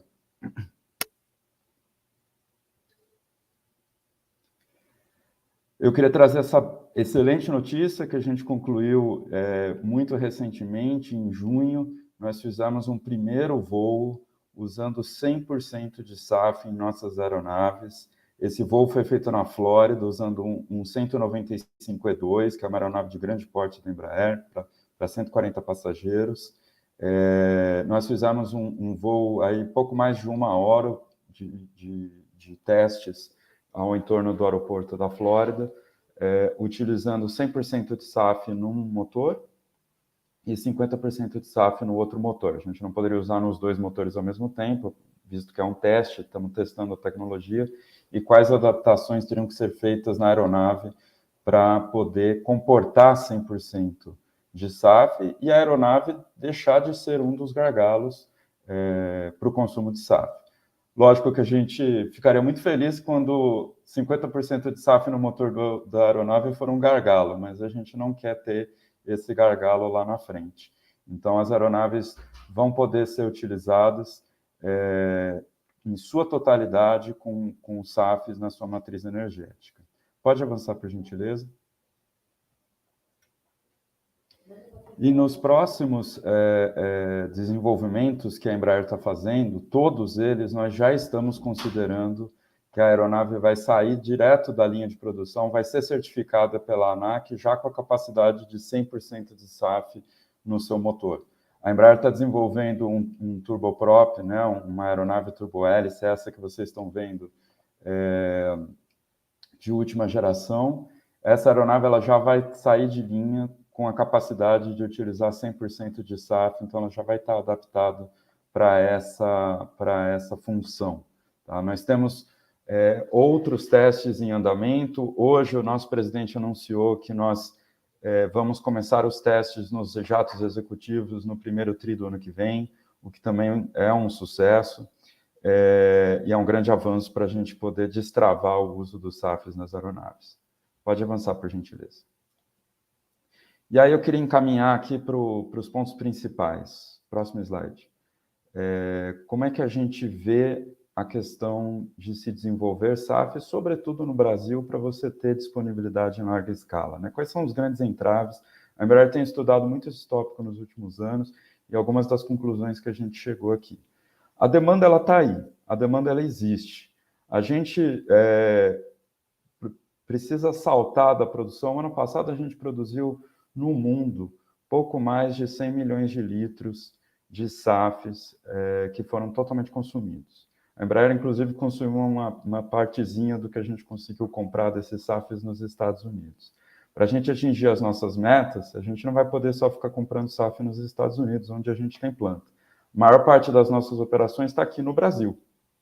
80%, 90% da nossa operação está aqui no Brasil. Então, para a gente atingir as nossas metas, a gente vai precisar ter SAF disponível aqui no Brasil também, e principalmente. Mas a gente precisa chegar até 2050, isso é um estudo que a TAG fez, junto com a IATA e com a indústria aeronáutica.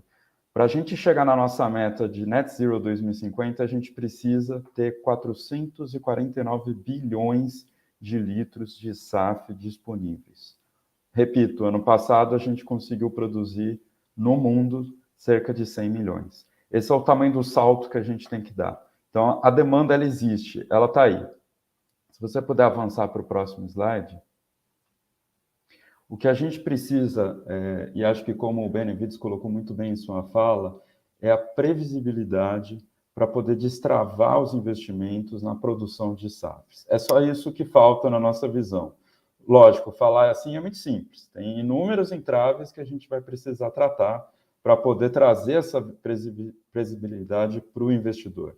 Mas eu queria trazer aqui alguns pontos que a gente elencou e que a gente tem alguma inteligência de poder atacar esses pontos já de largada, no início dessa discussão, para a gente poder começar a fomentar esse investimento no Brasil. E o primeiro deles que a gente enxerga é o pilar tributário. E aí eu queria trazer duas informações importantes.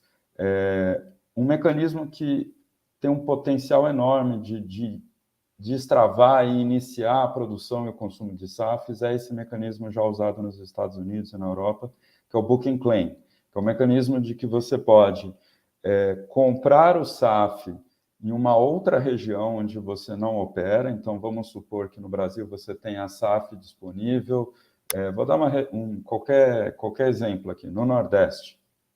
E você tem uma empresa aérea que não tem operação no Nordeste, ou você tem um operador que não tem operação no Nordeste. Ele poderia comprar esse SAF no Nordeste, esse SAF é usado no Nordeste por alguma empresa que esteja lá, mas o crédito ambiental desse SAF, ele é atribuído para o comprador, para quem pagou por esse SAF. Então, isso você fomenta a utilização desse SAF em regiões onde ele ainda não está disponível. E aí eu queria avançar para o próximo slide, por gentileza, para mostrar um pouquinho do que a gente fala da carga tributária. Isso, esse daí. A gente fez um comparativo do querosene de aviação fóssil para você importar e do querosene de aviação alternativa. Eu sei que eu estou chegando nos 10 minutos aqui, eu vou me antecipar. Esse comparativo é muito interessante, porque hoje, para você importar SAF no Brasil, e no início vai ser necessário importar SAF, a gente não tem a menor expectativa que a produção vai atender toda a demanda, ele chega a ser 18% mais caro do que você importar querosene fóssil. Então, isso é um ponto crucial, a gente está tributando mais o SAF do que a gente está tributando o querosene fóssil. O imposto de importação e o IPI, eles chegam nesses 18% a mais do que o querosene. Isso é algo que dá para a gente fazer. Lógico, tem as suas dificuldades, mas é possível da gente focar esforços e reduzir esses impostos para fomentar a disponibilidade de SAF no Brasil. Pode avançar para o próximo. Um outro pilar importante é o financiamento. A gente precisa ter linhas de financiamento competitivo para a instalação de novas plantas, tanto para CAPEX quanto para OPEX, para biorefinarias. O BNDES é uma ferramenta que a gente tem disponível para ajudar e trazer esse conforto para o investidor. E, por fim, e mais importante, é a definição de um plano nacional para SAFs. A gente diz que não importa exatamente qual vai ser a política que o Brasil vai escolher para desenvolver SAFs e para ter isso disponível no Brasil. Mas é importante ter uma política. Essa política tem que trazer disponibilidade de demanda, de como vão ser as regras do jogo. Nesse setor é um setor de longuíssimo prazo, os investimentos são bilionários. Ninguém vai conseguir investir numa planta nova sem saber qual vai ser a regra do jogo que ele vai jogar pelos próximos 10, 20 anos. Se as regras mudam no meio do jogo, esse investimento ele pode ir por água abaixo. Então, a definição de um plano nacional é crucial para poder destravar esse investimento. Como eu falei no início, a demanda ela existe, a gente só precisa ter agora a clareza e a previsibilidade de como jogar o jogo para os investidores iniciarem aí os investimentos em plantas de SAFs no Brasil. Muito obrigado, desculpa aí pela extensão do prazo dos 10 minutos. Agradeço a você, Daniel, pelas palavras, pelas informações trazidas, né, e de ter colocado esses pontos tão fortemente aí que realmente são necessários da gente ser trabalhados para poder tornar viável o SAF no Brasil. Vou passar a palavra para o próximo. se eu olhar se é o Marcos ou é o Vinícius. Então, passar a palavra para o Vinícius, depois seria o Marcos. Vinícius, você tem aí 10 minutos para sua fala. Ok. Pessoal, muito bom dia. Bom, de antemão eu já peço desculpas se houver algum barulho, porque estamos no meio da oficina.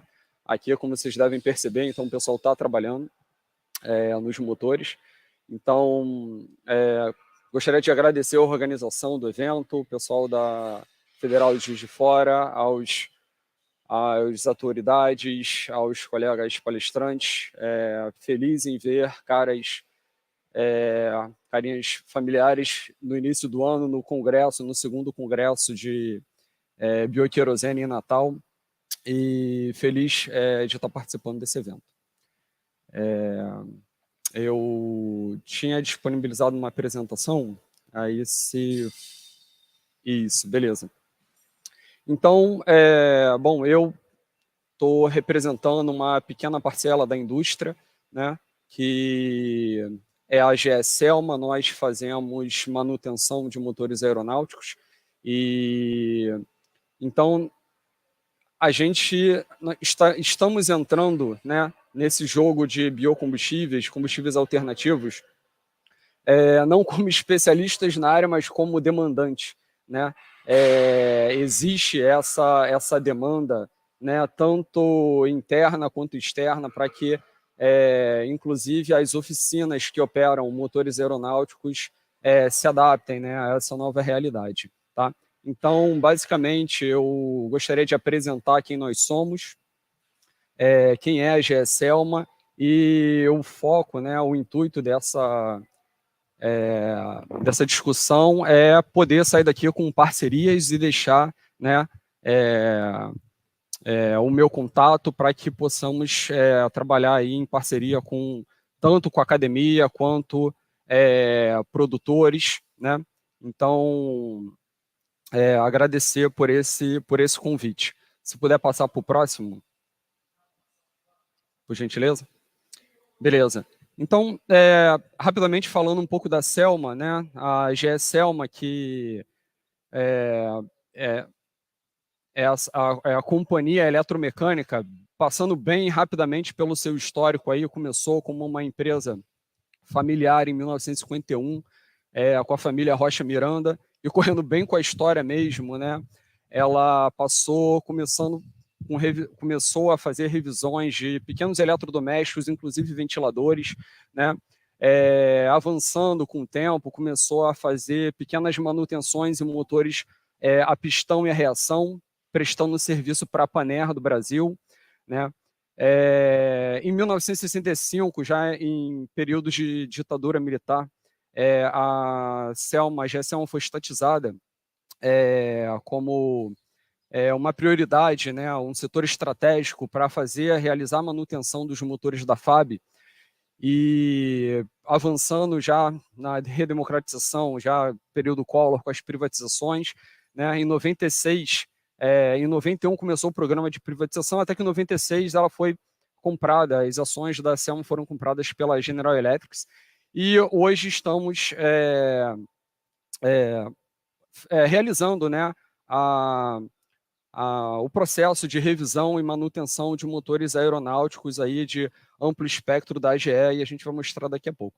Então, basicamente, a Selma, ela fica na cidade de Petrópolis, né, que é a matriz, tá? Essa primeira foto daí de cima, né, a matriz no bairro do Bingen, em Petrópolis. E temos mais duas filiais importantes, né, aqui no Rio de Janeiro, que é, por sinal, a minha base, que é o banco de provas onde a gente realiza os testes, fica atrás do Aeroporto Internacional do Galeão, e a gente, que até então era o maior banco de provas, né, da América Latina, e com a introdução dos motores, né, mais recentes, aí, os GEnx e os LIPS 1A e 1B, tivemos que fazer uma nova planta em Três Rios, próximo aí de Juiz de Fora, né, na verdade, meio do caminho, e hoje é o maior banco de provas da América Latina que realiza os testes desses motores GEnx 1B e os motores LIPS. Tá? Então, a Selma, ela é uma empresa importante na indústria brasileira. Nós temos, entre contratados e terceirizados, mais de 2.000 funcionários. Realizamos aí em torno de 500 shop visits por ano, ou seja, recebemos, na média, 500 motores, né, que vêm de asa para revisão, reparo e teste para a gente possa entregar esses motores para a linha aérea. Então, aí, rapidamente, onde que entra a questão do combustível alternativo aí na nossa linha de produção? Então, eu coloquei esse rápido fluxo de operação só para mostrar, ilustrar como que é a nossa, o nosso programa de manutenção. Nós, assim como um carro, né, que dá a baixa quilometragem e tem que ir para fazer uma revisão obrigatória, um motor aeronáutico, que nesse caso a gente não chama de quilometragem, a gente diz ciclagem, né, que seria um voo, uma decolagem, uma aterrissagem. Então, quando expira, né, essa ciclagem do motor, o motor mandatoriamente, né, ele vem para um processo de manutenção, chega na Selma, ele passa por um processo de inspeção, desmontagem, né, onde as peças são triadas, ocorre uma triagem para ver o que precisa ser revisado, restaurado ou reparado. Depois tem a montagem e aí, antes da gente entregar o motor de volta para a linha aérea, a gente realiza um teste. Esse teste é realizado numa instalação chamada banco de provas, né? Aqui atrás vocês o banco de provas, é a sala de teste aqui do banco de provas do Rio, tá? E aqui até hoje, né, utilizamos combustível fóssil, né, o Jet A e Jet A1, e aí é onde entra essa demanda, né, pela utilização aí, das rotas alternativas, né, de combustíveis sustentáveis. Se puder passar para o próximo, por gentileza. Tá? Esses são basicamente, né, as nossas certificações. Nós recebemos motores praticamente dos 4 cantos aí do mundo, então nós temos uma demanda, principalmente aí pela EASA, né, o órgão certificador da Europa, e o FAA, para que nós nos adaptemos para startar a utilização de SAF, né, na nossa operação. Se puder passar para o próximo, por gentileza. Tá? Então, né, esse é um resumo aí, né, as 3 primeiras fotos aí de cima são especificamente as salas de teste onde nós realizamos os testes dos motores, né? Só para se ter uma ideia, nós realizamos aí em torno como eu falei, 500 testes por ano. Cada teste a gente utiliza aí cerca de 10.000 litros de querosene de aviação. Então, o que significa que no ano a gente teria uma demanda aí de 5 milhões de litros, né, de querosene. Obviamente que, considerando aí as principais rotas, né, que seriam em torno aí seria a EFA e a Fischer-Tropsch, com a utilização de 50%, né, de combustível alternativo para combustível fóssil, seria um pouco menos, e a gente poderia eventualmente, obviamente não virar a chave da noite para o dia, mas começar com programas com alguns motores de algumas linhas aéreas, né, para começar essa utilização. Só mostrando aí embaixo, né, os motores que nós utilizamos, que nós operamos.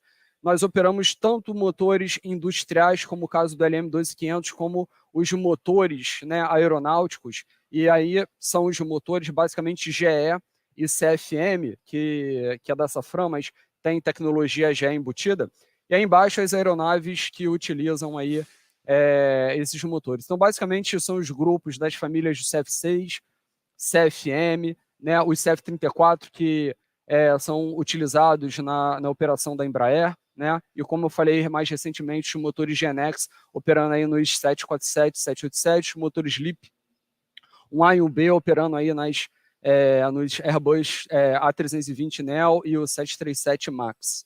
Tá? Então, pode passar mais um, por gentileza.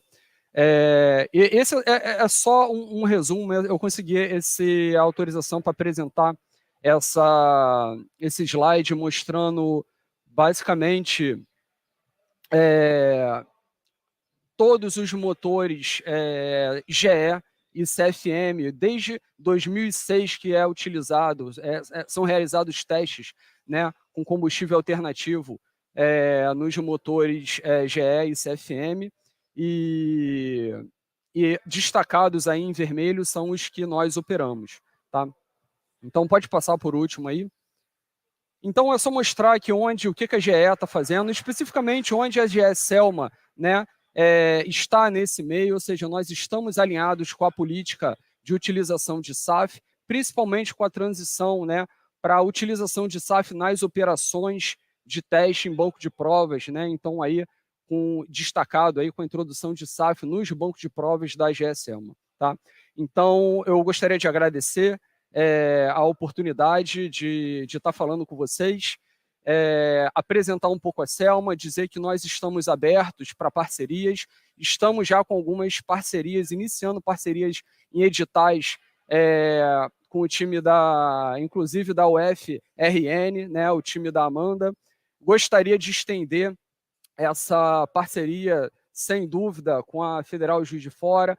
Temos parceria com a UFRJ aqui, que é minha segunda casa, digamos assim, e seria isso, né? Meu contato está disponível e estamos aí abertos ao diálogo para que a gente possa trabalhar em conjunto.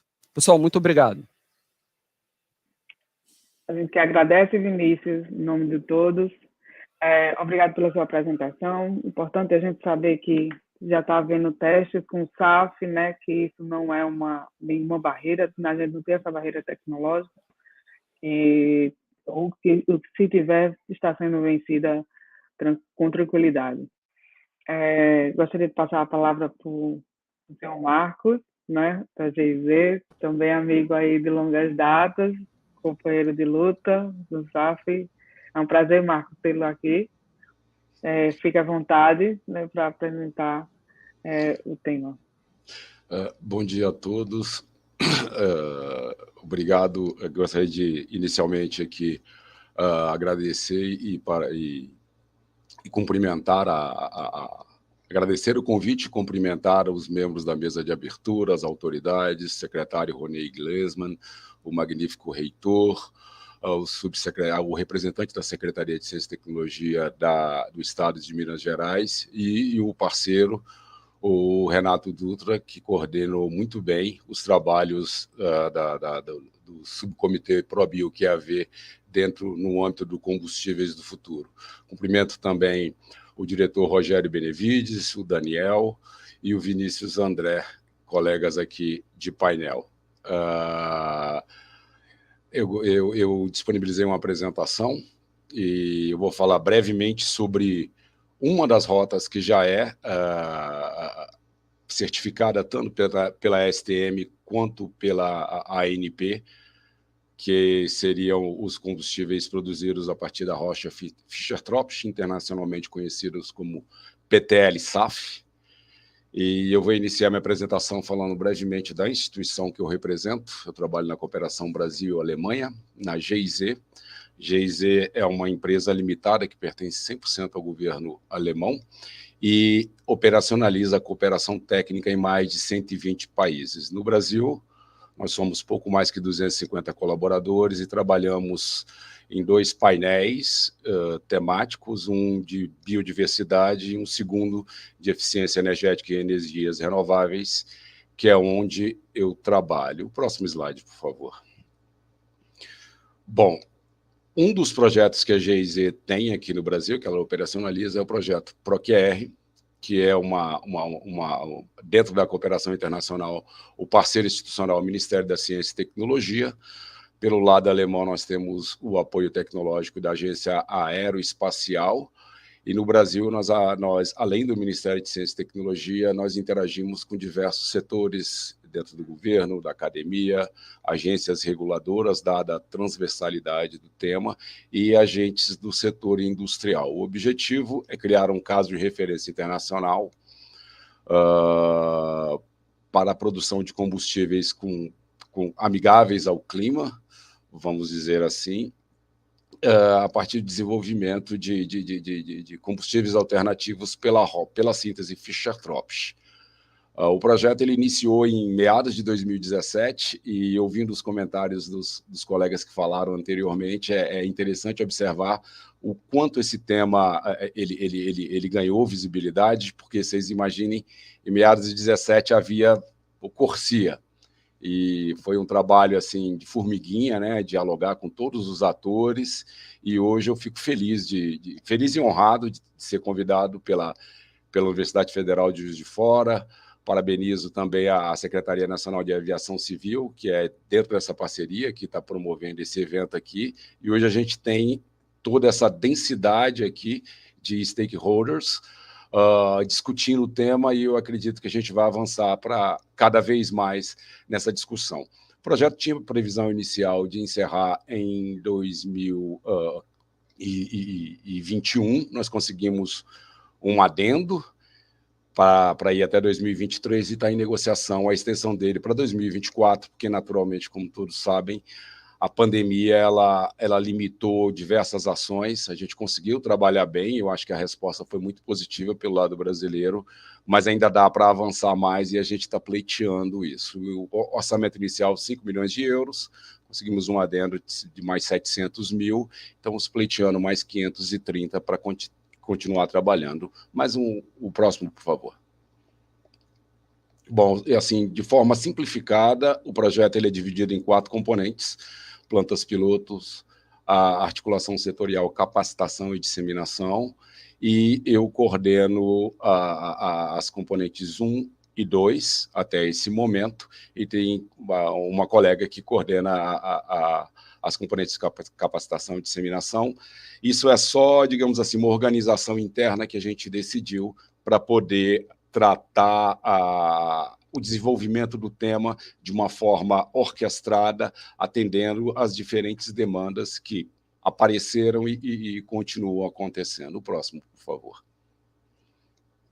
Bom, aqui só para fazer uma breve explanação a respeito do que a gente chama de PTL, né? O Power to Liquid é basicamente você utilizar energia renovável como o principal insumo e chegar até os combustíveis. No caso, no nosso projeto, a gente foca em combustíveis de aviação como uma alternativa aos combustíveis fósseis. O próximo, por favor. Uma ilustração aqui de como isso pode se dar a partir de energia renovável de diferentes fontes, e você, junto com essa energia, você combina hidrogênio e CO2, e aí, ao final, você pode ter diferentes produtos, desde combustíveis até produtos diversos que a indústria petroquímica hoje já disponibiliza a partir do combustível fóssil. Seria, digamos assim, a gente, como o nome já diz, né, é sintetizar o petróleo. O próximo, por favor. Aqui só, para a maioria de vocês, está chovendo molhado, só uma pequena ilustração. A nossa proposta é substituir a fase do upstream. Hoje a gente tem a origem fóssil do petróleo. O próximo, por favor. A ideia era fazer essa combinação, né, de energia elétrica renovável com hidrogênio e uma fonte de CO2, para daí ter o gás de síntese e, na sequência, o petróleo sintético. O próximo, por favor. Além de propor e disseminar a proposta do PTL-SAF, a gente tem, digamos assim, tem um desafio um pouquinho adiante, que é iniciar essa cadeia a partir da produção descentralizada, ou seja, uma proposta disruptiva, que vai além do que se planeja, ou seja, ir um pouco além, parecido com o que acontece hoje com a energia elétrica, que inteira de geração descentralizada, que é um setor que cresce bastante no mundo. A ideia é também aproveitar essas vocações locais e tentar disponibilizar a produção. Se vocês olharem nessa ilustração aí, vocês vão ver que o sistema convencional, ele, em todo o ciclo de vida aí do combustível, ele tem várias emissões associadas. A proposta inovadora dos biocombustíveis tem uma redução significativa, mas ainda assim tem um pouco de redução de emissões associadas nos elos da cadeia, e a nossa proposta é você levar essa produção para próximo do local do consumo. Próximo, por favor. Assim, e a gente, no desenvolvimento do projeto, nós fizemos mapeamentos e estudos, e a gente identificou que existem nichos, existem oportunidades que se mostraram viáveis, principalmente nessa região amarela do mapa aí, que são locais distantes. Lembrando que o Brasil tem dimensões continentais, esses pontos aí eles cobrem. Isso é de 2018, essa ilustração. Ela cobre a ocorrência de aeródromos, aeroportos, etc. Então, vejam, existe toda uma malha, existem condições muito interessantes no Brasil para a gente desenvolver soluções que talvez não sejam tão interessantes em outros locais do mundo. O próximo, por favor. Aqui uma pequena ilustração de como isso poderia acontecer. Como fonte de CO2, por exemplo, a gente poderia usar a captura de CO2 do ar, mas essa não é a única alternativa. Combinar energias renováveis, daí ter o gás de síntese e depois os hidrocarbonetos. E essa foto à direita, ela é uma maquete que nós fizemos para que você tenha uma perspectiva de como isso poderia acontecer em locais remotos. A próxima, por favor. Aqui tem uma ilustração de possíveis fontes de CO2 para você chegar até o seu PTL-SAF, desde a captura do CO2 do ar, biogás, as indústrias de etanol que tem lá nos seus processos de produção a ocorrência de CO2 em quantidade representativa e impureza interessante, a glicerina como uma possível fonte, que inclusive eu vou falar um pouco mais à frente, a gente tem um projeto que está sendo desenvolvido nesse momento, as indústrias de cimento que têm o desafio de descarbonizar a sua operação, e aí com tecnologias de captura de CO2 você pode agregar valor a esse segmento, a indústria de papel e celulose da mesma forma. O próximo, por favor. Fazer uma leitura aqui da linha do tempo, como eu mencionei, a gente iniciou o nosso trabalho em 2017, /18, e a gente, desde então, tem feito bastante diálogo, muita articulação para validar o conceito, conversando, identificando e dialogando com potenciais parceiros. Os anos de entre 2019 e 2021, a gente dialogou e conversou a respeito de diversas possibilidades, desde capacitação laboratorial, estudos de viabilidade técnica, identificação de fornecedores, ensaiamos parcerias entre, por exemplo, com parcerias internacionais, consórcios entre empresas brasileiras e europeias, e desde, digamos assim, o início da pandemia, a gente não parou, e a gente tem dialogado bastante com diferentes setores. Para nós foi uma surpresa muito interessante a criação do Comitê do Combustíveis do Futuro, onde a gente pôde contribuir como vários atores da cadeia envolvidos. A gente tem dialogado com empreendedores e a gente acredita que em breve a gente vai ter uma planta de produção dentro dessas tecnologias, numa escala inicialmente reduzida. São assuntos que a gente ainda não pode abrir, mas esse diálogo tem acontecido. A gente assinou 3 grant agreements com instituições do Brasil, o ISE do Rio Grande do Norte, em parceria com a Universidade Federal também do Rio Grande do Norte, para produzir SAF, PTL-SAF, a partir de glicerina, que é coproduto da produção de biodiesel. Temos um grant assinado com o CI Biogás, e a gente também pretende avançar na produção de PTL-SAF a partir do biogás, e uma terceira parceria com a Universidade Federal de Goiás para produzir, no primeiro momento, o crude, né, o petróleo sintético, e, a seguir, produzir PTL-SAF com o aproveitamento de resíduos agroindustriais, numa proposta bem interessante. Assim, em síntese, isso é o que nós temos feito ultimamente. Acreditamos que isso é um caminho sem volta. Desde 2017 para hoje, a curva, o interesse só aumenta. É gratificante para a gente ver a quantidade de instituições e atores da cadeia de valor que estão se envolvendo, anunciando compromissos.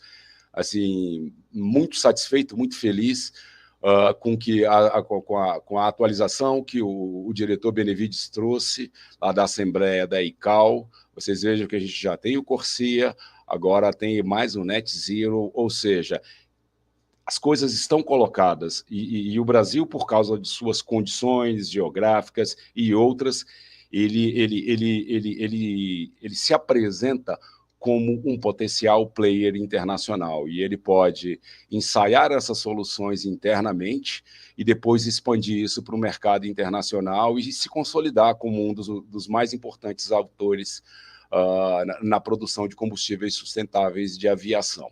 Próximo, por favor. Bom, aqui para encerrar a minha fala, a gente reforça que a aviação limpa é possível. Como eu mencionei, em alguns nichos, a solução que a gente preconiza, ela já se mostra viável e, digamos assim, a nossa proposta, que é um pouco mais disruptiva, que é a produção descentralizada, a gente acredita que possa ser chave para futuros cenários de aviação limpa.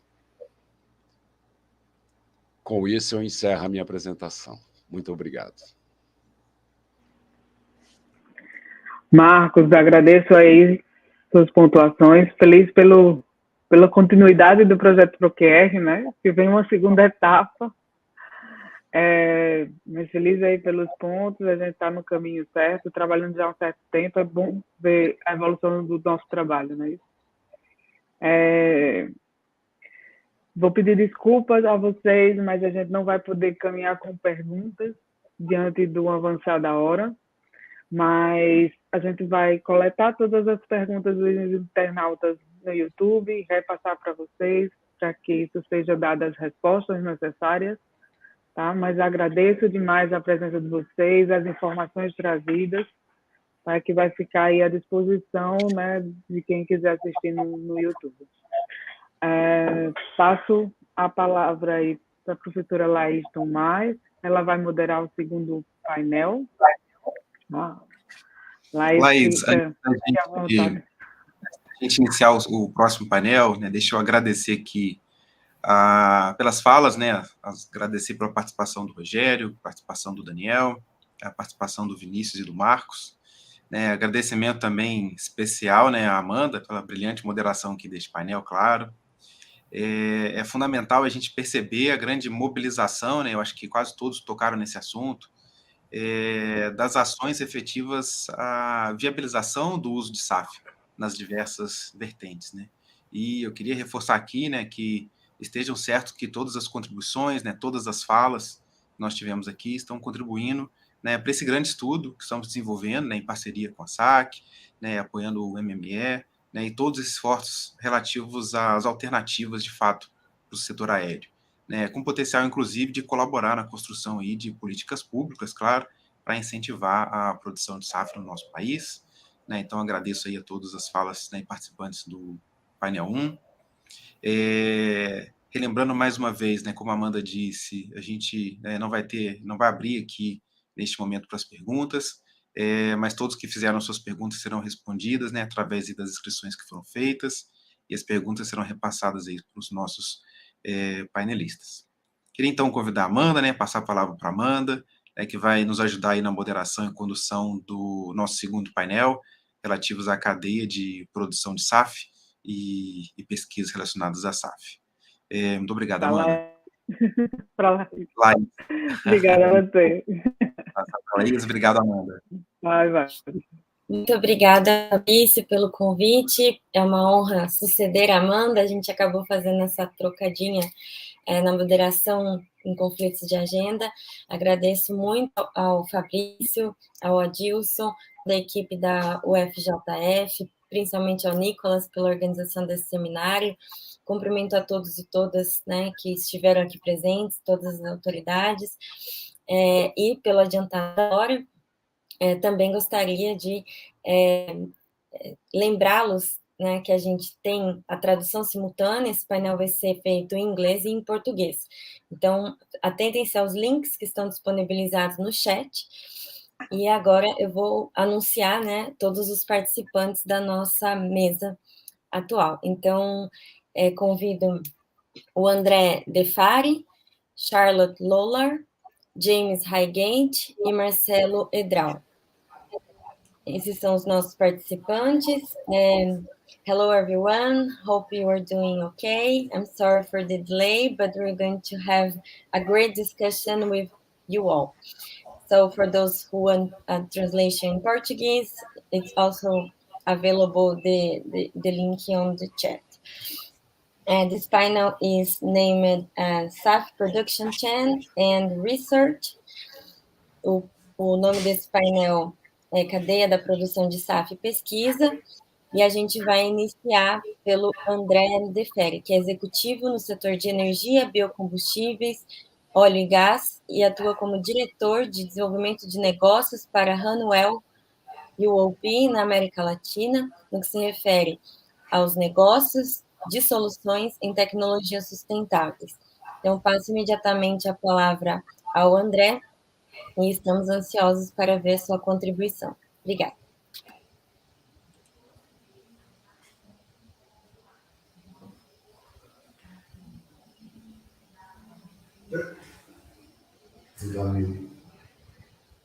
Seu som, André, por gentileza. Não te ouço.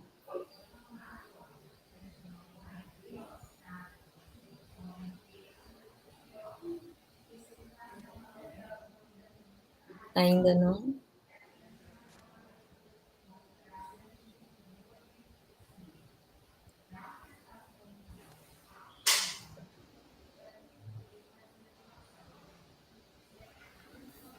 Eu não sei se você vai ter que sair e entrar novamente, geralmente funciona.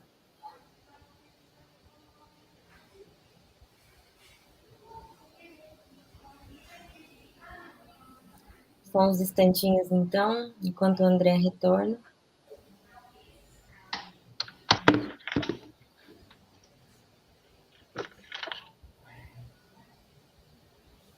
Nós sabemos que o André precisa sair antes por conta de um voo, por isso eu não vou passar ainda para o próximo palestrante.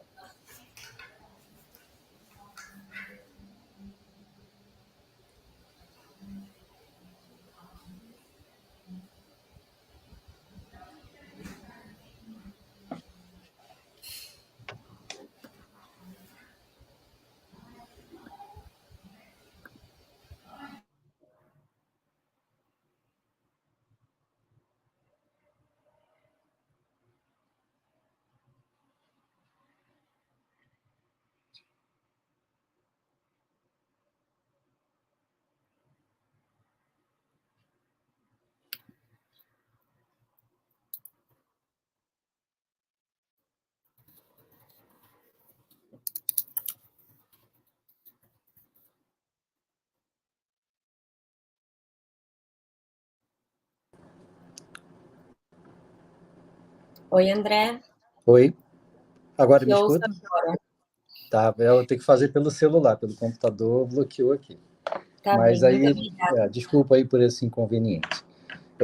Mas eu queria agradecer a mesa de abertura, organizadores, os ilustres participantes desse evento, o WSAF. Eu acho que é sempre um tema muito importante para ser discutido, visto a relevância, né, o quanto que se escuta falar de SAF hoje em dia, em nível mundial, né, não é alguma coisa que está sendo discutido somente aqui em nível regional, e a Secretaria Nacional de Aviação Civil. E muito obrigado pela oportunidade e convite para poder participar aqui. Na apresentação, a Laís mencionou, eu trabalho na Honeywell, UOP. A Honeywell, para os que não conhecem, é um conglomerado americano de uma série de unidades de negócio no mundo inteiro. Somos cerca de 100 mil trabalhadores, faturamento anual da ordem de 32 bilhões de dólares, e estamos presentes nas indústrias mais diversas no mundo. Nossas tecnologias estão espalhadas em mais de 10 mil plantas industriais, mais de 10 milhões de prédios, centros de distribuição É uma empresa que tem 4 grandes unidades de negócio, tanto na área aeroespacial, com toda a parte de solução, né, de avionics, que mantém a tecnologia que mantém o avião em voo. Trabalhamos com algumas turbinas, temos a parte de tecnologias para prédios, tecnologias para segurança e produtividade, tecnologias que vão capacitar warehouses como Walmart, como esses grandes centros de distribuição para ter a operação da maneira mais automatizada e eficiente.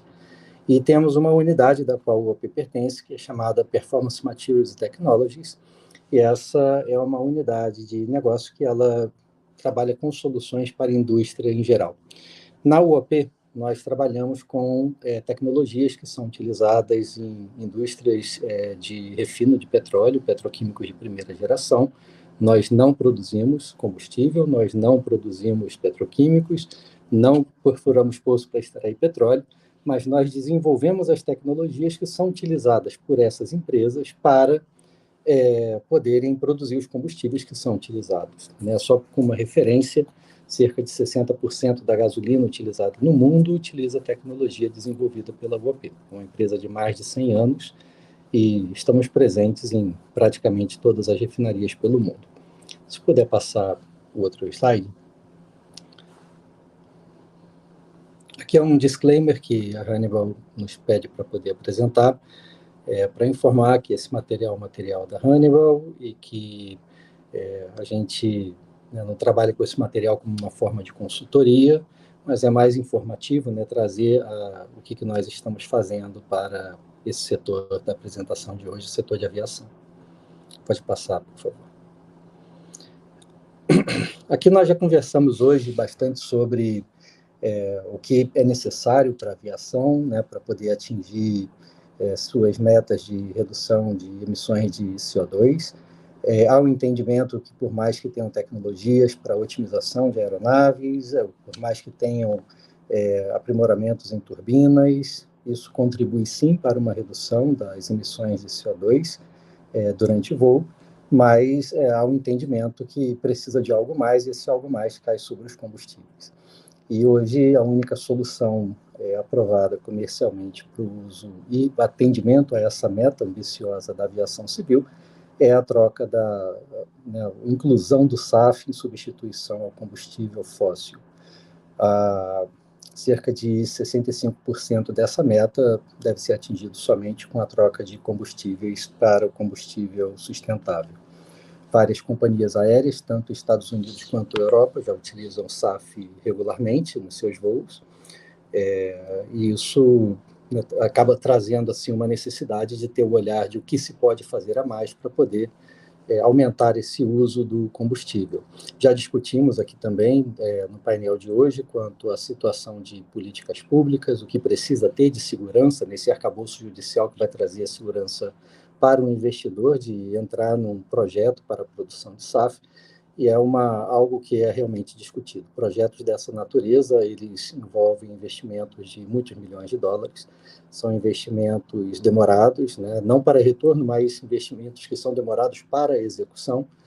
Então, se realmente a parte do arcabouço judicial, né, ter a regra clara de que vai ser o uso do SAF, qual é o impacto que tem de taxas, quais são os incentivos, esses são temas que precisam estar muito bem estabelecidos e muito bem conhecidos por parte de todos os stakeholders.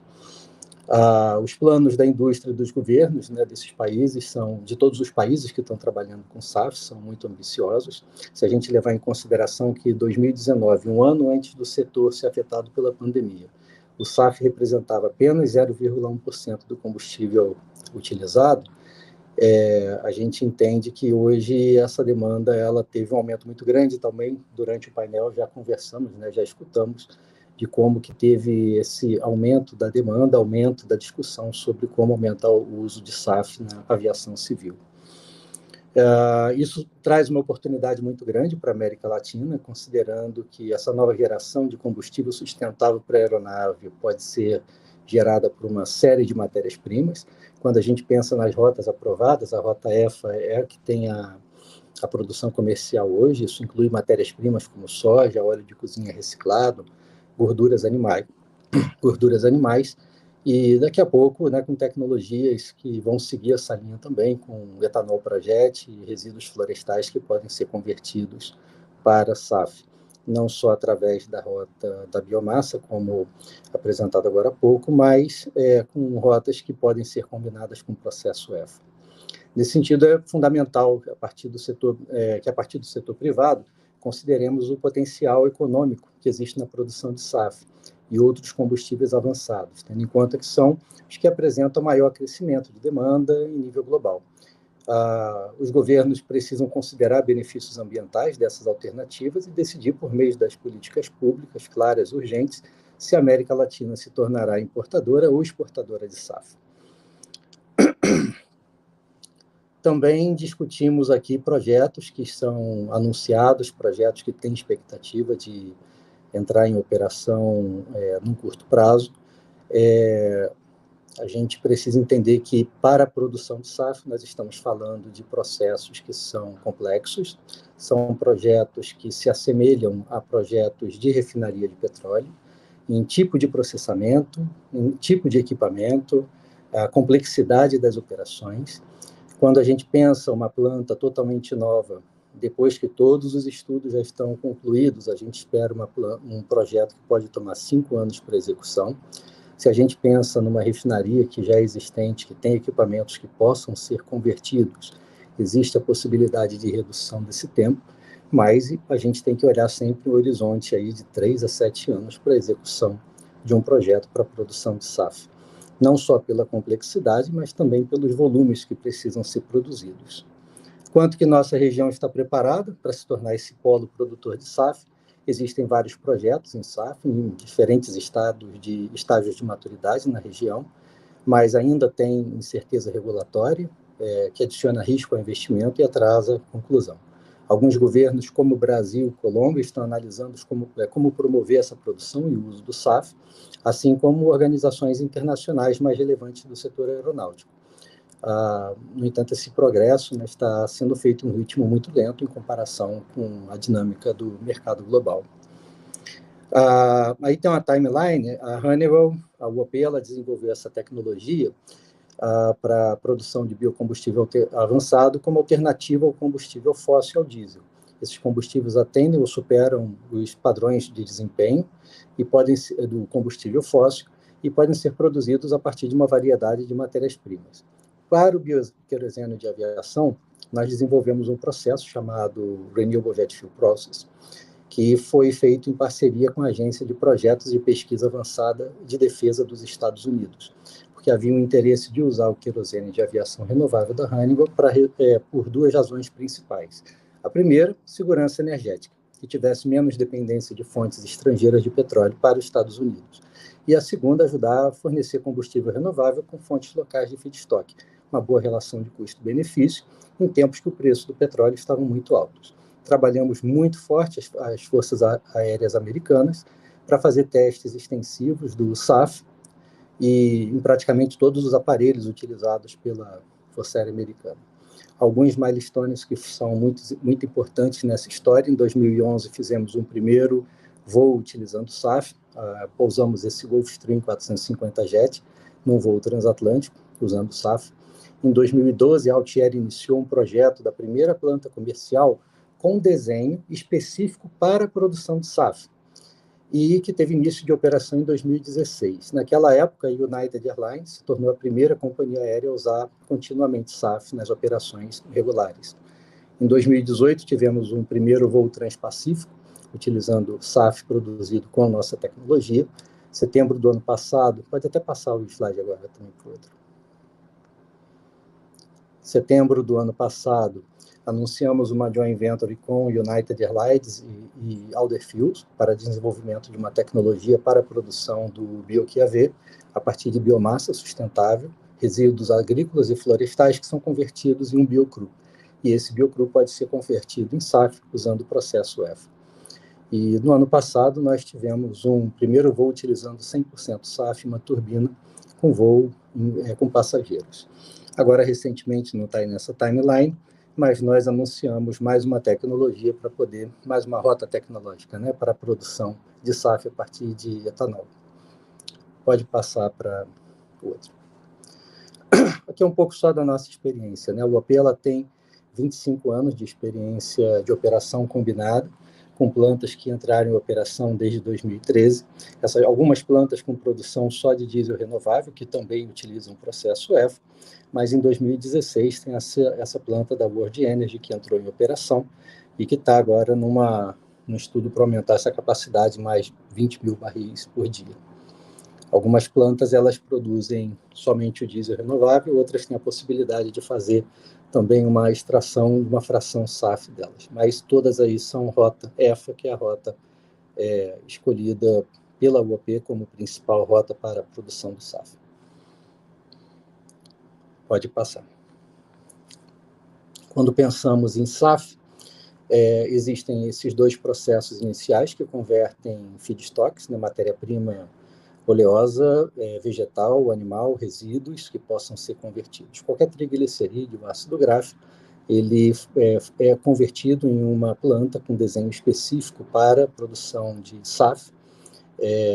Pode ter flexibilidade de produção, SAF diesel, mas quando o propósito é SAF, ela pode ser desenhada especificamente para isso. Há algumas outras rotas que utilizam coprocessamento de material. O coprocessamento ele não produz SAF, ele vai produzir uma fração de querosene de aviação que já tem um percentual de matéria-prima renovável. Essa rota, ela, para efeitos de redução de emissões de CO2, ela é aceita, ela tem o pathway reconhecido e pode ser utilizado por refinarias de petróleo para reduzirem tanto o escopo 1 e 2, como também para fornecer o combustível já com esse percentual de matéria-prima renovável.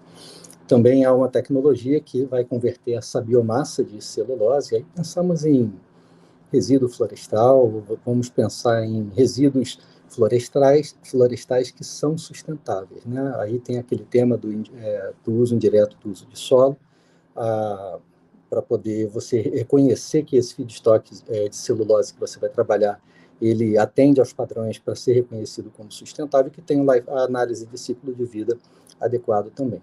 Esse material de celulose ele é convertido no que chamamos de um biocru, e esse biocru ele pode ser coprocessado em unidade de FCC de refinaria para produzir também um combustível de aviação que vai ter um percentual dele já como matéria-prima sustentável. Pode passar para o slide seguinte. Não só como quando a gente pensa nas tecnologias que estão disponíveis hoje, né, muito se discute em restrições que existem em mercados já regulados, Estados Unidos e Europa principalmente, para ter utilização de um combustível que reduza significativamente suas emissões de CO2. Aqui nós nós vemos restrições que existem já para alguns feedstocks que não são considerados sustentáveis. Existem discussões específicas em Europa como limitações de utilização para SAF a partir de palma e a partir tanto na Europa como nos Estados Unidos. Então, existe o olhar, né, de o que pode ser feito para vencer esses obstáculos. Quais são rotas tecnológicas que podem ser utilizadas, quais são as fontes de matérias-primas disponíveis em regiões para ser convertidas para SAF e que tenham realmente um grande impacto na redução de emissões de CO2. E quando olhamos para isso, o que vai ser o futuro, né, como que a gente imagina que vai ser essa tecnologias que vão produzir SAF, nós imaginamos que vai ser um pool de processos de rotas tecnológicas diferentes que vão estar disponíveis, que vão utilizar recursos naturais que também estão disponíveis e que cumprem com as necessidades ambientais, né, que cumprem com essa redução esperada de emissões de CO2 para o combustível. E quando a gente olha para isso, não podemos pensar somente nas matérias-primas, como óleos vegetais, como buco, né, há uma limitação desse material. Então, recentemente, nós lançamos essa tecnologia, Etanol para Jet, há 2 semanas atrás teve um anúncio público. Essa rota Etanol para o Jet ela pode ser muito interessante para clientes que desejam participar da produção de combustível renovável, mas estão lutando para obter resíduos de gordura, matérias-primas de óleo vegetal, utilizando a rota EFA. Então, essa rota de processamento de etanol para SAF, ela permite que produtores de etanol convertam esse material, que pode ser etanol à base de milho, de celulose, de açúcar, em combustível de aviação sustentável. Dependendo do tipo de matéria-prima de etanol utilizado, o combustível de aviação pode reduzir suas emissões de gases de efeito estufa em até 80%, quando pensamos no ciclo de vida total do combustível, desde a produção da matéria-prima até a utilização final do combustível.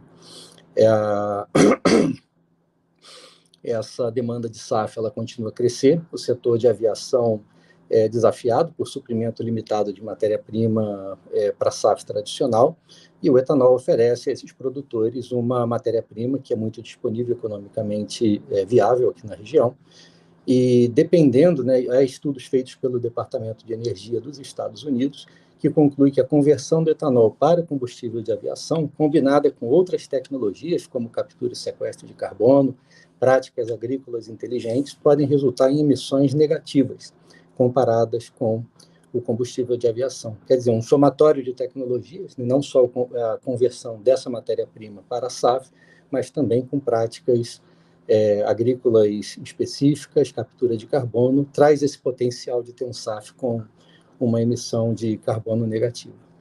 E, por último, aqui para a minha fala, em 2021, anunciamos essa parceria com United Airlines e Alder Fuels para fazer uma nova rota para a produção de SAF a partir da biomassa de celulose.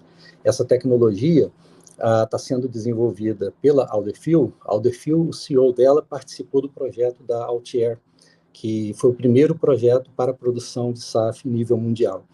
E ele está trabalhando com a gente para poder fazer essa tecnologia vai trazer um upgrade desse biocru produzido a partir da tecnologia que eu falei anteriormente, e ele vai transformar esse material numa matéria-prima de baixíssima emissão de CO2, que pode ser utilizado no mesmo processo EFA que converte a biomassa de celulose, converte a parte de óleos vegetais e gorduras animais em SAF.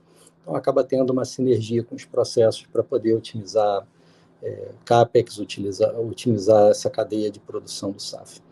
Existem outras rotas para produção de SAF aprovada, mas hoje essas rotas que eu apresentei são as rotas que apresentam maior viabilidade e possibilidade de scale-up para a produção de SAF e atender essa demanda do mercado que está sendo mostrada de maneira gigantesca. Agradeço o convite novamente e, se tiverem alguma pergunta, eu posso esclarecer. Muito obrigada, André. Me informaram que você tem uma questão de voo, então, se você precisar sair devido ao nosso atraso, a gente totalmente compreende e a gente pode encaminhar dúvidas adicionais também para você por e-mail depois. Mas agradeço muito a sua apresentação, sempre muito interessante conhecer mais sobre o trabalho da Honeywell e como eles podem ajudar o desenvolvimento do SAF de forma geral. Mais uma vez, eu vou realmente sair, eu tenho um voo já agora e eu estava só esperando aqui terminar o painel que tem que correr para o aeroporto. Obrigado pela participação e obrigado pela atenção de todos no evento. Muito obrigada. Mais uma vez, gostaria de avisar os nossos ouvintes que a próxima apresentação vai ser feita em inglês, então tem o link do YouTube para vocês ouvirem em português a tradução. So now it's an honor to introduce you to Charlotte Lawler. She is the Renewable Aviation Commercial Manager at Nest. She has a BS Finance, BBA Global Energy Management, and her background is over 10 years of experience in management, consulting, and energy strategy. So the floor is yours. Charlotte, it's a pleasure to have you here. Thank you very much for having me. Can you guys hear me?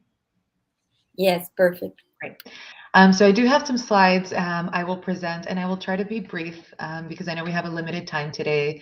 So thank you for the introduction. I am the commercial manager for Neste in the Americas. I have been with the company for quite a while.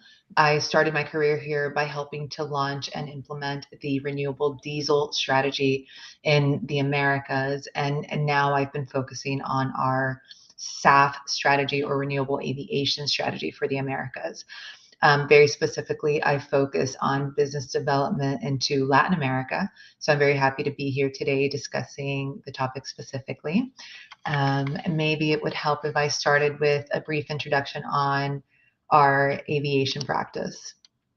So let me make sure. Sorry, I'm having some trouble here presenting. It's not letting me. Here we go.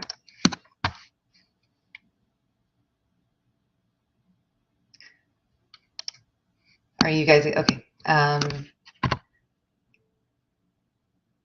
you able to see my screen? Yes. Okay, so Neste's mission is really just to continue to be a leader and innovator in renewable fuels in general. We, of course, have been a very big global player in the renewable diesel space, but we are excited to continue innovating, and renewable aviation, or SAF, is our next big baby. In addition to transportation fuels, we also have renewable polymers and chemicals, and a variety of different kind of feedstock-driven practices. Really, the aviation industry has committed to achieving net zero emissions by 2050. Aviation accounts for about 2, maybe 3% of the total global emissions, and it is expected to continue growing year on year. So really, our mission behind SAF and sustainable aviation fuel is to help bring down that number, and it's one of the key elements in driving those goals. I don't think it's the singular solution. Ultimately, to reach that goal by 2050, it's going to require sustainable aviation fuel, potentially electrification, and different types of technologies. So it really is an ecosystem that's going to require contribution and commitment from everybody involved, both users and producers. And the last point here is that despite the pandemic, the outlook on SAF is increasingly clear. I think the last couple of years have really shown us that now more than ever, we need to make a commitment towards addressing the climate change. So who is Neste? So we are the number one producer in sustainable aviation fuel and renewable diesel made from waste and residue raw materials. Last year, we helped our customers reduce over 10 million tons of greenhouse gas emissions. And today, we are working with most of the major airlines in North America. Our customers include United, Delta, Air Canada, Alaska, UPS, FedEx, DHL, etc. We're also really excited to announce some partnerships we're starting to announce partnerships with customers in Latin America. Next week, actually, we will have a few test flights with Aeromexico we're really excited about. And we continue to kind of work our way towards the Latin American continent and customers. So what is SAF? This is maybe more for the generic audience here rather than my fellow panelists. It's really the next generation of synthetic jet fuel. Depending on the feedstock and process used, it can help reduce up to 80% of the greenhouse gas emissions relative to a fossil jet fuel. Our SAF is made from 100% sustainably sourced waste and residue raw material. It just burns cleaner in existing jet engines. It's a drop-in fuel. It's a great solution. And it is compatible with all of the current airport infrastructures and aircrafts, which is a really big advantage, let's say, for immediate adoption and implementation. So growing very rapidly, of course, the demand for SAF globally is increasing exponentially. We started our journey through innovation and production many years ago, but in 2019 was the first year that we truly started commercializing. At the time, it was about 30 million gallons of SAF that we introduced into the market. By next year, we will have over 500 million gallons of SAF production. And then within a few years after that, the 2.2 million tons is about 750 million gallons. In addition to that, we are continuing to innovate both on the feedstock side and on the production side. So there's a big move from Neste to increase our production on a global scale. So you'll continue to see SAF play a bigger and bigger role in our overall production pool. All of that being said, of course, feedstock continues to be a big challenge in the biofuel space in general.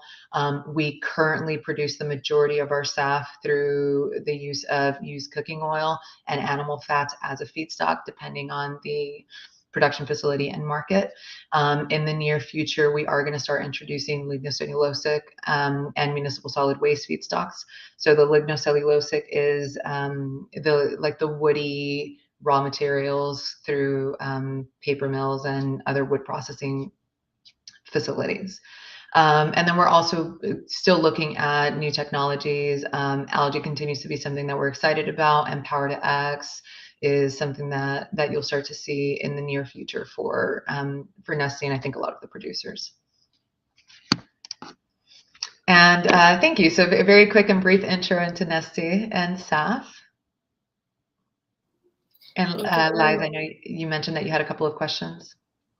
Yes, we do have a couple of questions. So we'd like to ask you, what were the main challenges of introducing Neste biofuels in the market of the United States? And what are your actions or expectations for the implementation of SAF in Latin America? Good questions. Thank you. So I would say the main challenges introducing biofuels into the U.S., if we kind of look back about 10 years ago, there were maybe two types of challenges. So operational challenges, just introducing a biofuel into a logistics and downstream footprint that was designed for fossil fuels, of course, required planning and implementation, access, in some cases, physical segregation from either fossil fuels or other bioproducts is something that we just had to figure out, and really just entering the chain. With that came then commercial objectives or commercial hurdles, educating buyers and regulators, right? What is a biofuel? What is renewable diesel? Is it safe? Is it safe for the people? Is it safe for the vehicle? Is it going to damage the engine? Is it better for the engine? All of those kind of questions were really prevalent, especially in the beginning. Getting OEM buy-ins, right? For a vehicle that's under warranty using a renewable diesel or a biofuel, it's always a challenge. And then differentiating from other types of fuels, whether that's fossil fuel or biofuels. But I would say the biggest challenge across the board when introducing any sort of biofuel is making the economics make sense. So having the markets and the regulators introduce different types of law or mandates that help incentivize the use of the fuel so that buyers can access it freely and regularly across their chain. So what does that mean for, I guess, Latin America? It's a little bit different. I think the educational challenges aren't quite there because it's now been a decade.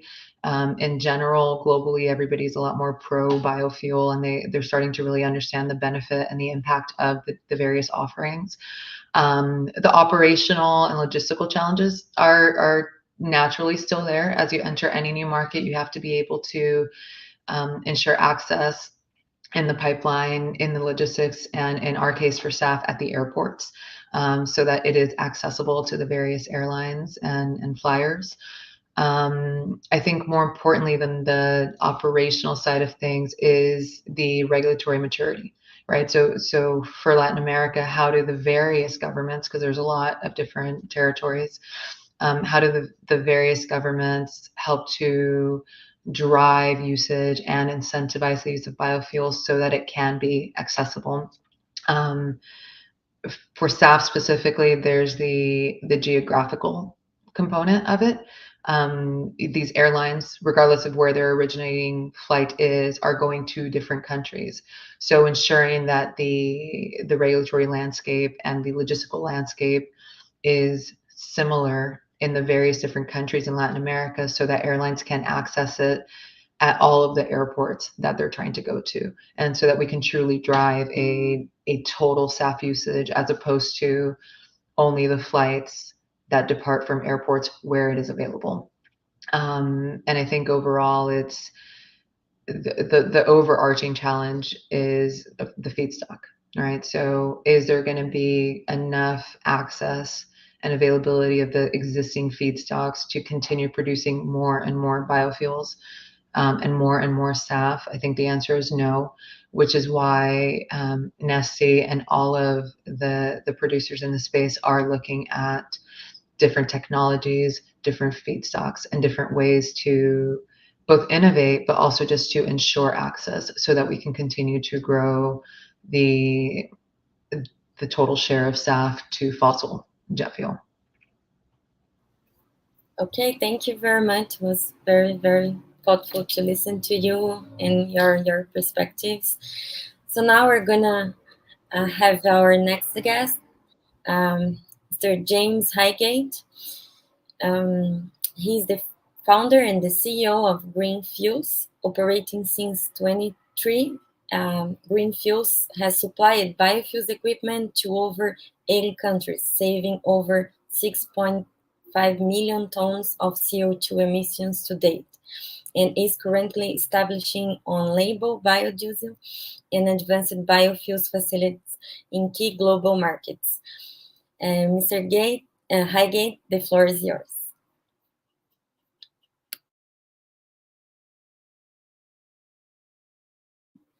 Please, we are not hearing you. Thank you for the working now. Great. Yeah, thank you for the kind introduction, Nathan. Yeah, it's a pleasure to be. I'm actually in Brazil at the moment. First time I've been here since the pandemic, so it's great to be back talking from the FIDEPI offices at UFJF. So thank you so much for inviting me today.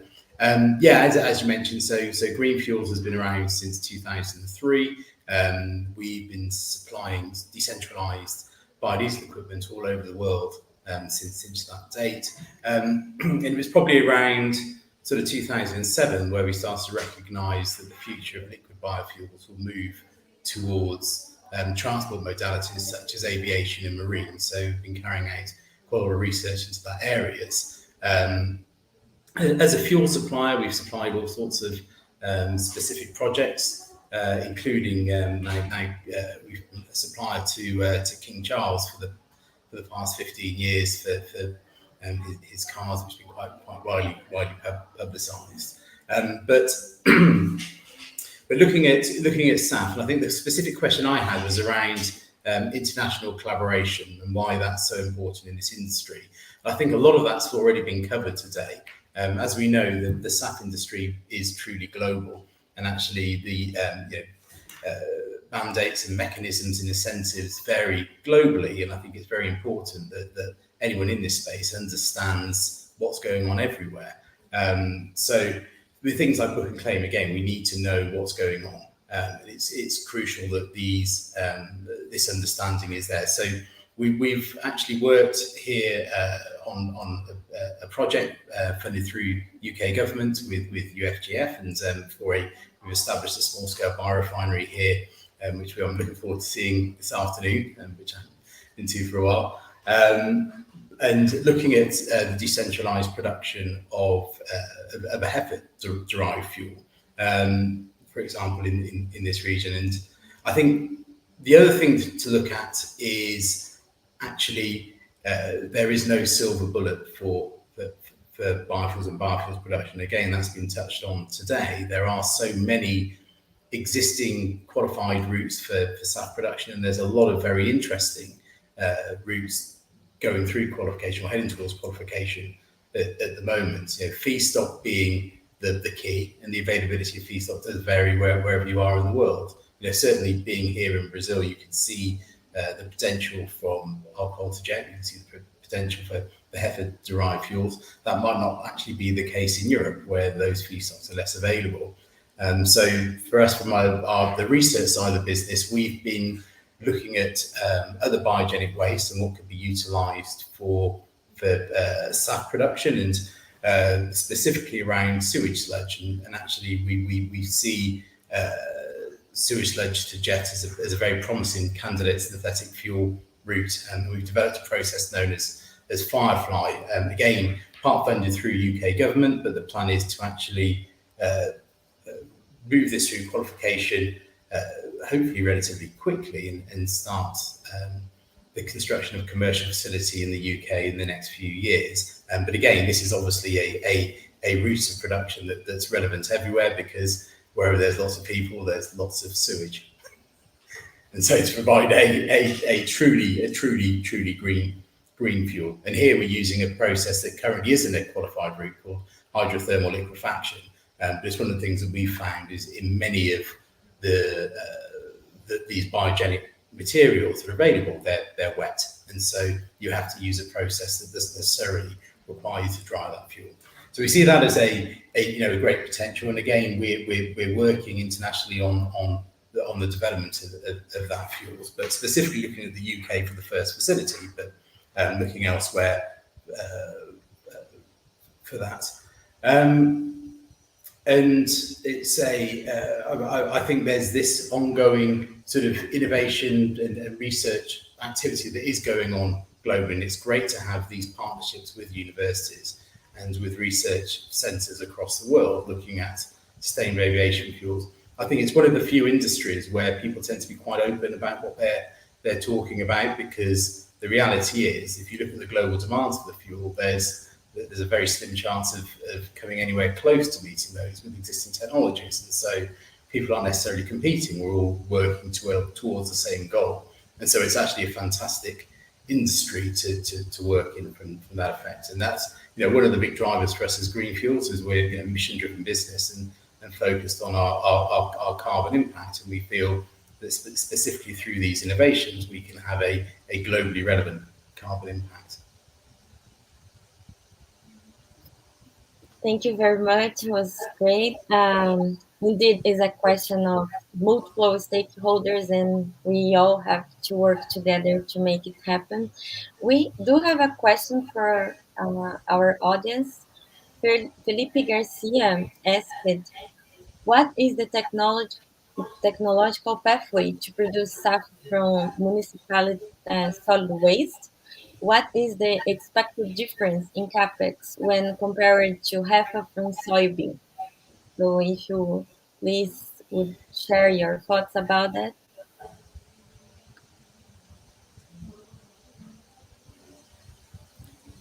Okay, is there anyone specifically that question's for, or if you please could answer this question, Mr. Hagen. Yeah, sure. So municipal solid waste is typically a pyrosource gasification process, then through a Fischer-Tropsch process to convert that gas into a fuel. Very high capex, because it's if you can imagine, municipal solid waste is different every single day, and so you've actually got to get a fairly generic material to a point where you can produce a suitable syngas for a Fischer-Tropsch process. But certainly it's a very, there's a number of plants in construction now across the world which hopefully going to develop this as a very viable route for SAF production. I think HEFA is here, it's now, as we've heard from Neste, this is the largest production of sustainable fuels available. It's it's effectively a refining process that's known, so the capex would be low, or would certainly be using existing and very high, proven technologies. And then you've got routes that we're looking at which are new and innovative, but actually, capex wise similar, so probably sits between the two. And with ours, we're using a process called hydrothermal liquefaction to produce a bio-oil and a biochar.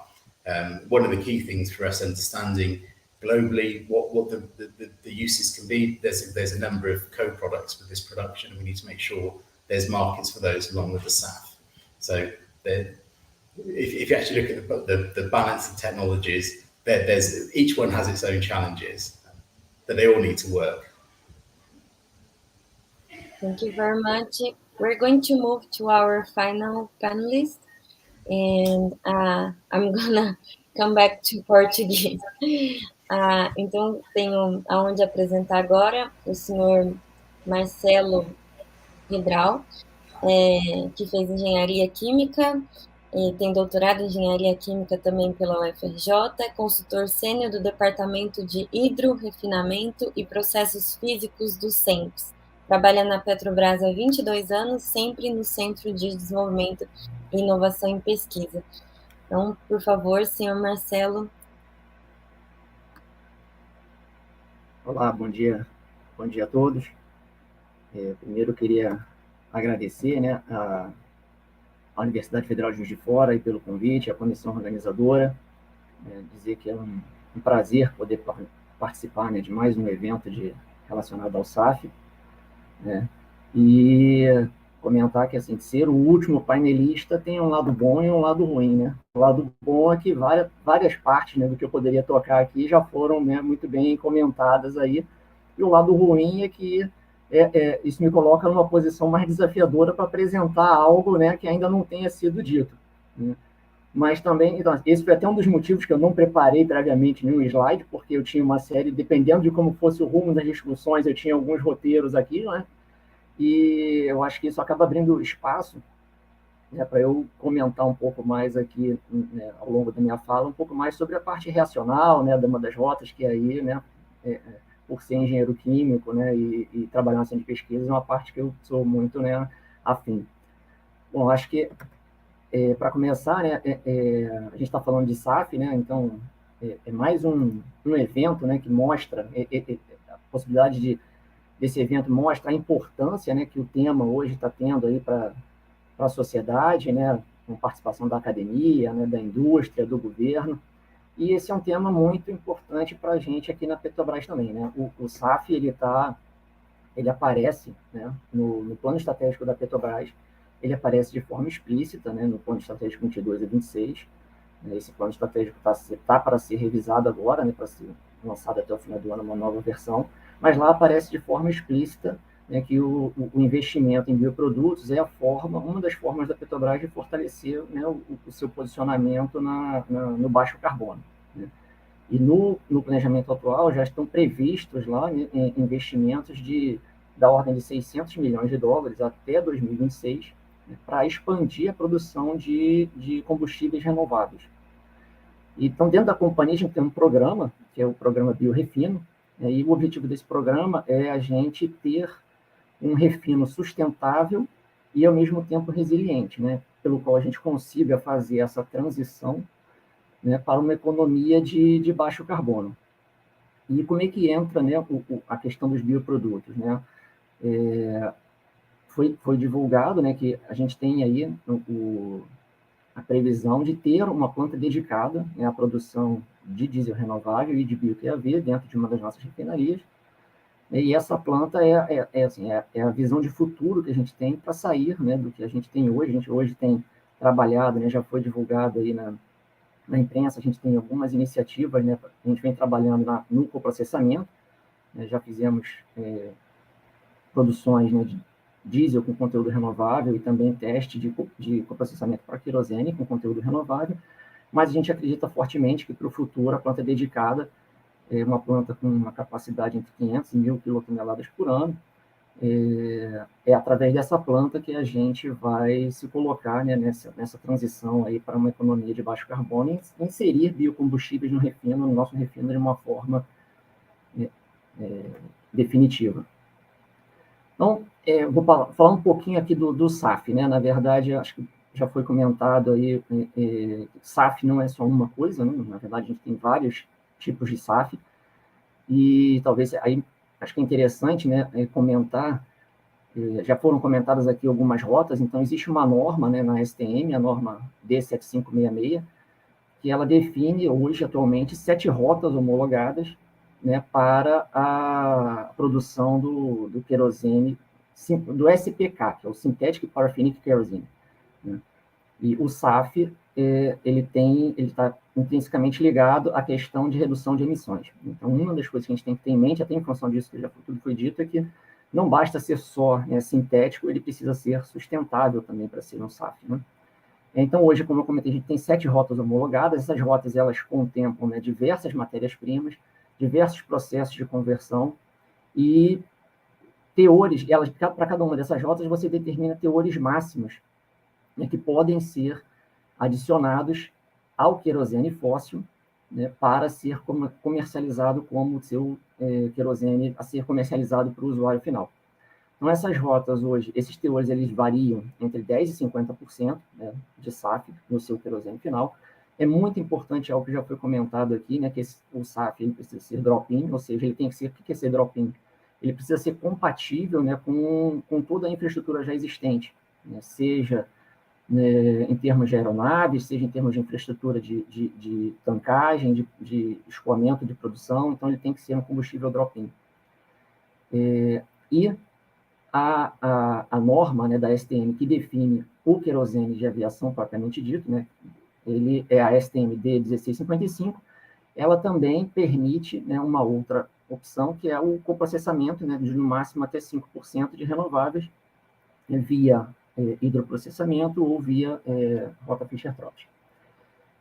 Aí, para o nosso caso, né, a gente optou a nossa unidade pela rota EFA, porque a rota EFA já foi comentado, né, porque a rota EFA é a rota hoje com maior maturidade tecnológica, mas não é só uma questão de maturidade tecnológica, né, existe também o que a gente vem trabalhando muito hoje na Petrobras, que as rotas tecnológicas, existe aquela escala de TRL, né, que é o Technology Readiness Level, e a gente vem trabalhando muito com a escala do CRL, que é o Commercial Readiness Level, ou seja, não é só uma questão dela ter todas as etapas dela, né, tecnologicamente maduras, mas também o fato dela já estar pronta para ser disponível comercialmente. Então, a rota EFA hoje tem várias unidades já instaladas, e essa foi a rota que a gente escolheu para a nossa unidade dedicada.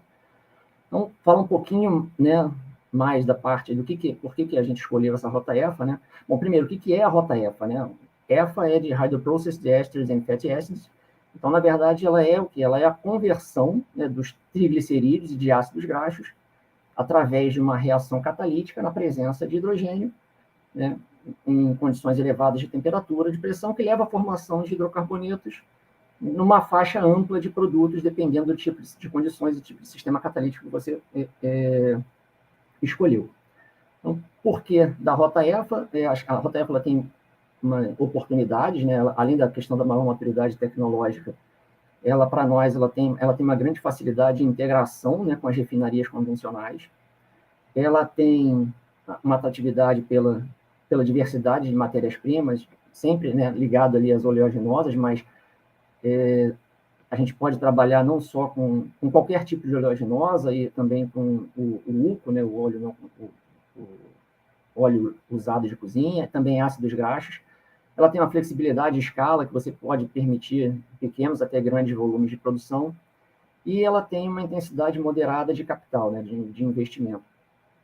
Por outro lado, já foram comentados os desafios, os principais desafios, né, da rota EFA estão associados, né, ao alto custo e à eventual disponibilidade de matéria-prima, né, das oleaginosas, né. Se a gente considerar só em termos de oleaginosas, a gente já sabe que só a rota EFA não vai ser suficiente para atender todas as metas de descarbonização que estão sendo, né, previstas até 2050. Ela deve responder aí entre 5% a 15% da demanda total de SAF. E essas oleaginosas também já foi mencionado, né? Ela sofre uma série de competições, até porque, na verdade, a produção do SAF, né, tipicamente ela acontece juntamente com o HVO, que é o diesel renovável. O HVO, ele possui um combustível que ele tem um volume maior de mercado até do que o SAF, e aí eles podem acabar disputando a mesma matéria-prima, né, e isso são desafios que têm que ser superados aí para quando a gente está falando da rota EFA para a produção de SAF. Além disso, tem a questão, né, da sustentabilidade, né, dos óleos vegetais, né, estarem sofrendo uma forte pressão, principalmente na Europa, né. Então, a gente vê a rota EFA como uma escolha preferencial para as implantações de curto prazo, né, em função disso que a gente já comentou. E assim, agora, o que é, na prática, o que é essa rota EFA, né? Então, na verdade, a rota EFA, ela é composta de basicamente 4 etapas.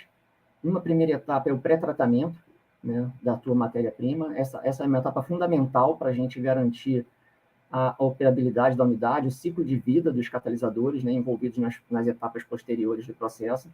O que é esse pré-tratamento? Ele é um pré-tratamento parecido, né, com o que se usa hoje nas unidades para produção de biodiesel, Mas, quando a gente está falando de uma rota para a produção do HVO, do SAF, né, você não precisa aquela etapa de remoção de ácidos graxos livres. Então, você pode usar também na rota EFA, você pode usar matérias-primas, né, residuais. Isso é um grande drive de quando você está procurando a rota EFA, porque o custo da matéria-prima ela responde pela maior parte do custo operacional de você operar uma unidade dessas. E você trabalhar com matérias-primas residuais, ela permite não só a redução do custo, mas também uma redução da pegada de carbono, né, do seu produto. Então, depois dessa etapa de pré-tratamento, a gente entra na parte de hidrogenação.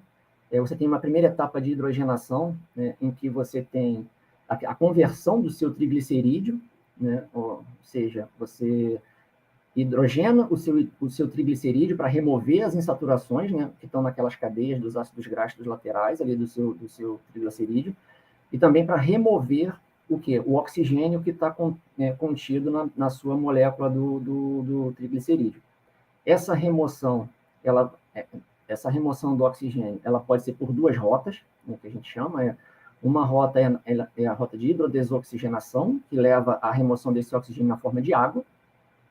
E a segunda rota é a rota de DCO, que a gente chama que é descarboxilação, que leva à remoção desse oxigênio na forma de CO e CO2. Isso gera, né, parafinas lineares, e gera o propano. Né? O propano ele vem ali do glicerol, né, que une as três cadeias laterais, né, dos ácidos graxos, pensando assim na estrutura do triglicerídeo. Cada uma dessas duas rotas ela tem, né, seletividades diferentes. Os catalisadores, que você pode trabalhar com catalisadores que permitam você favorecer uma rota em relação à outra. Hoje, o que vem se trabalhando, se buscando, são catalisadores que sejam mais seletivos para a rota HDO, ou seja, a remoção do oxigênio na forma de água. Por quê? Porque você não tem a perda do carbono, você não perde um dos carbonos da sua cadeia lateral na forma de CO a CO2. Essa rota HDO, se você olhar a estequiometria dessa rota HDO, teoricamente ela consumiria mais hidrogênio do que a rota DCO. No entanto, quando você tem a geração, né, o CO e o CO2 que são gerados, né, na rota DCO, você está dentro de um reator de HDT, você tem hidrogênio, você tem altas pressões, eles acabam sendo hidrogenados, né, indo a metano. E aí você acaba aumentando muito o consumo de hidrogênio final do seu reator. Então, hoje, os licenciadores, fabricantes de catalisadores, eles vêm trabalhando na linha de buscar catalisadores cada vez mais seletivos para essa reação de HDO. E aí você chega no primeiro estágio do processo. No final do primeiro estágio do processo, você tem parafinas, né? Isso aí já te dá, né, são parafinas da ordem ali de 15 a 18 átomos de carbono, dependendo do tipo de matéria-prima que você está trabalhando.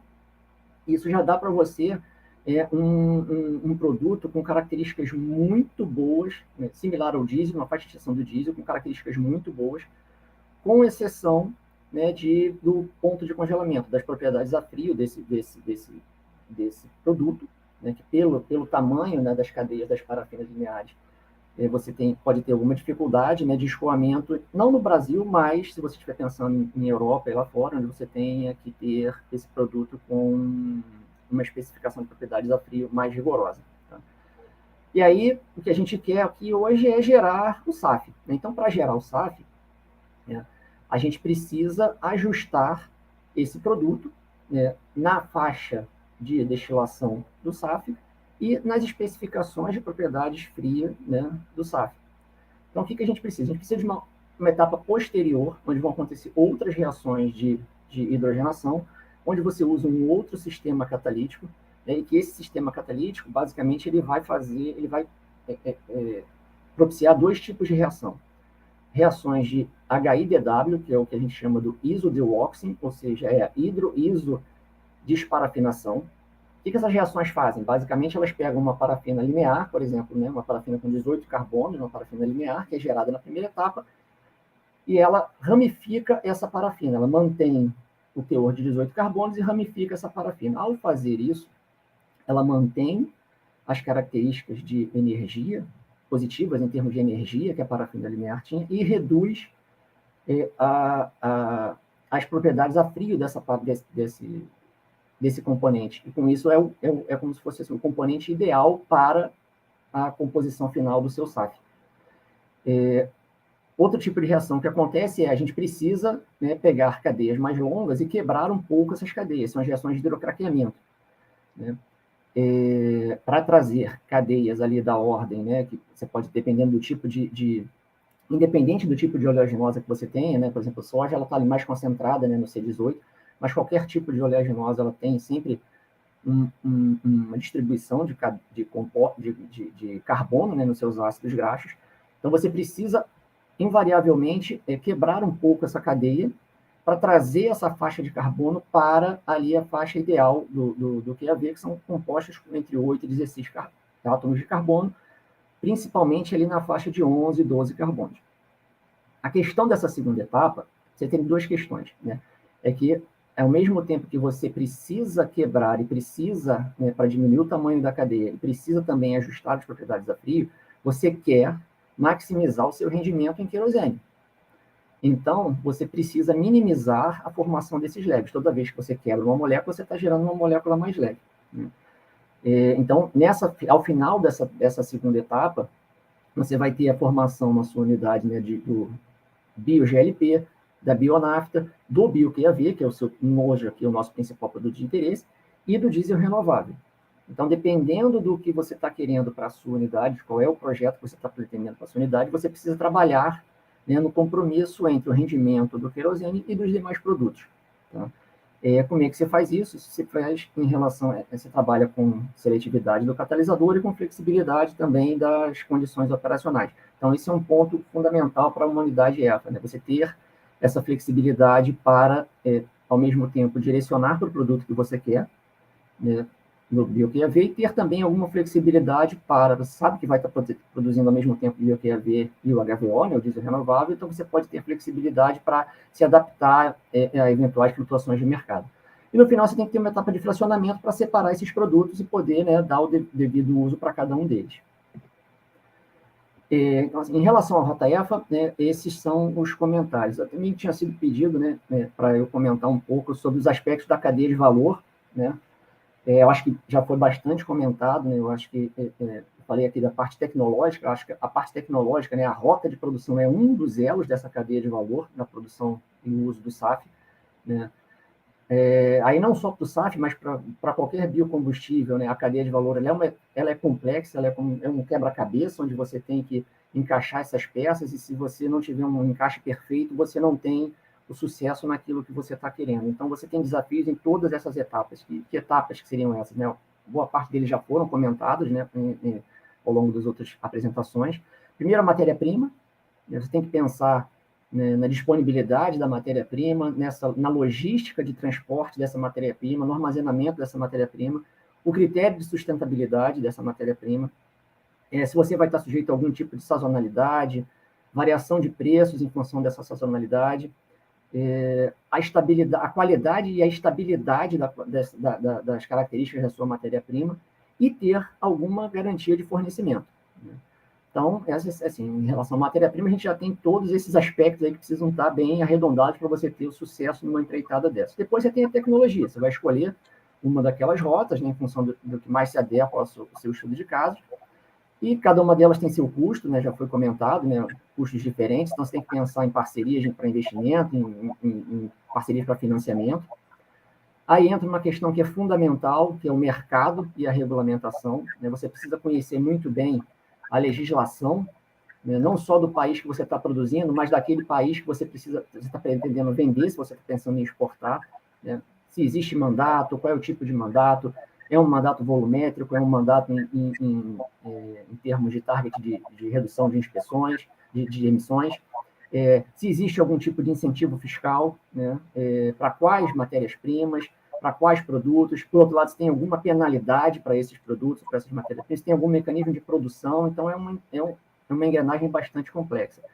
Aí você tem a parte do produto, né, que é adequar o seu produto, né, ter um produto que seja adequado à necessidade do seu mercado consumidor. Para qual mercado você está pensando? No nosso caso, a gente está falando do transporte aéreo, né?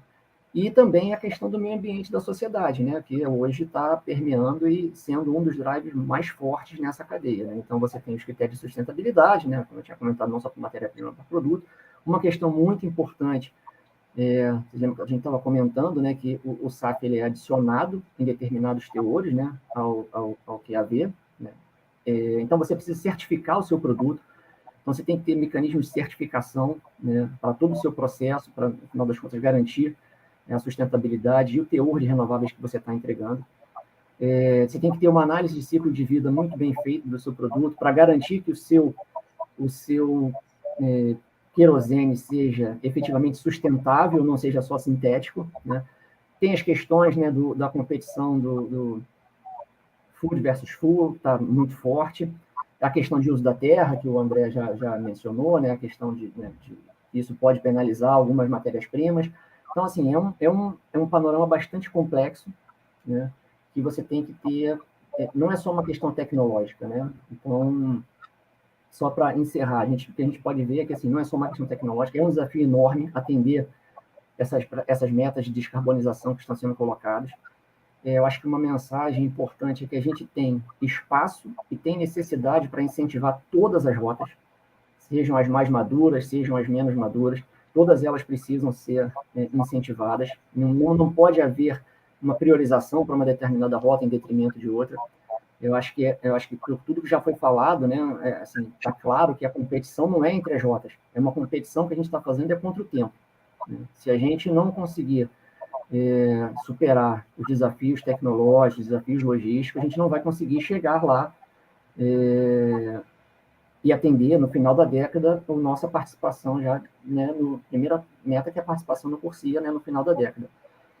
E para isso tudo, acho que assim, é fundamental, é muito importante que a regulamentação, né, para a produção do SAF ela seja definida efetivamente e implementada o quanto antes, porque o desafio é muito grande, o tempo é curto, e lá fora, né, hoje outros países estão muito na frente do Brasil. Então, agradeço aí a oportunidade, né? Acabei passando um pouco aqui do tempo, né, estipulado, mas mais uma vez agradeço a oportunidade e fico aberto aí para se tiver alguma pergunta. Muito obrigada, Marcelo. Realmente foram bastante detalhistas, mas muito interessantes as suas posições e escrever todo o processo realmente foi essencial. Temos um ouvinte assíduo aqui nas perguntas, né? Ele enviou 3 perguntas específicas voltadas para o Brasil e também para a Petrobras. Vou tentar fazer um overview aqui para você poder respondê-lo. Então, primeiramente, o Paulo Montoya pergunta sobre a questão da coleta de resíduos e dessa questão das empresas estarem convencidas, né, de como pode haver essa coleta para que haja o uso dos resíduos como uma matéria-prima, então, para esse tipo de SAF. Também pergunta sobre os principais desafios da Petrobras para implementar um projeto piloto para ir para a escala comercial e também as medidas internas, então, que a Petrobras tem que realizar e externas para tornar, então, essa rota comercialmente viável.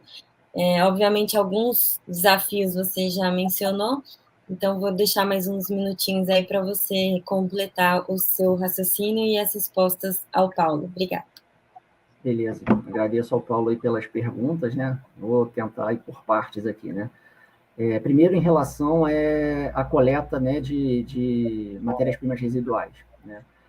Assim, esse é um ponto fundamental, né? Eu mencionei, já tinha sido mencionado em outros painéis, que especificamente para a rota EFA, quanto o custo, né, o custo operacional, o OPEX de uma unidade EFA, ele é muito dependente do custo de matéria-prima. Então, quanto mais você tiver a possibilidade de usar matérias-primas residuais, mais vantajoso é para você, não só em termos de custo, mas também em termos de pegada ambiental. Tá?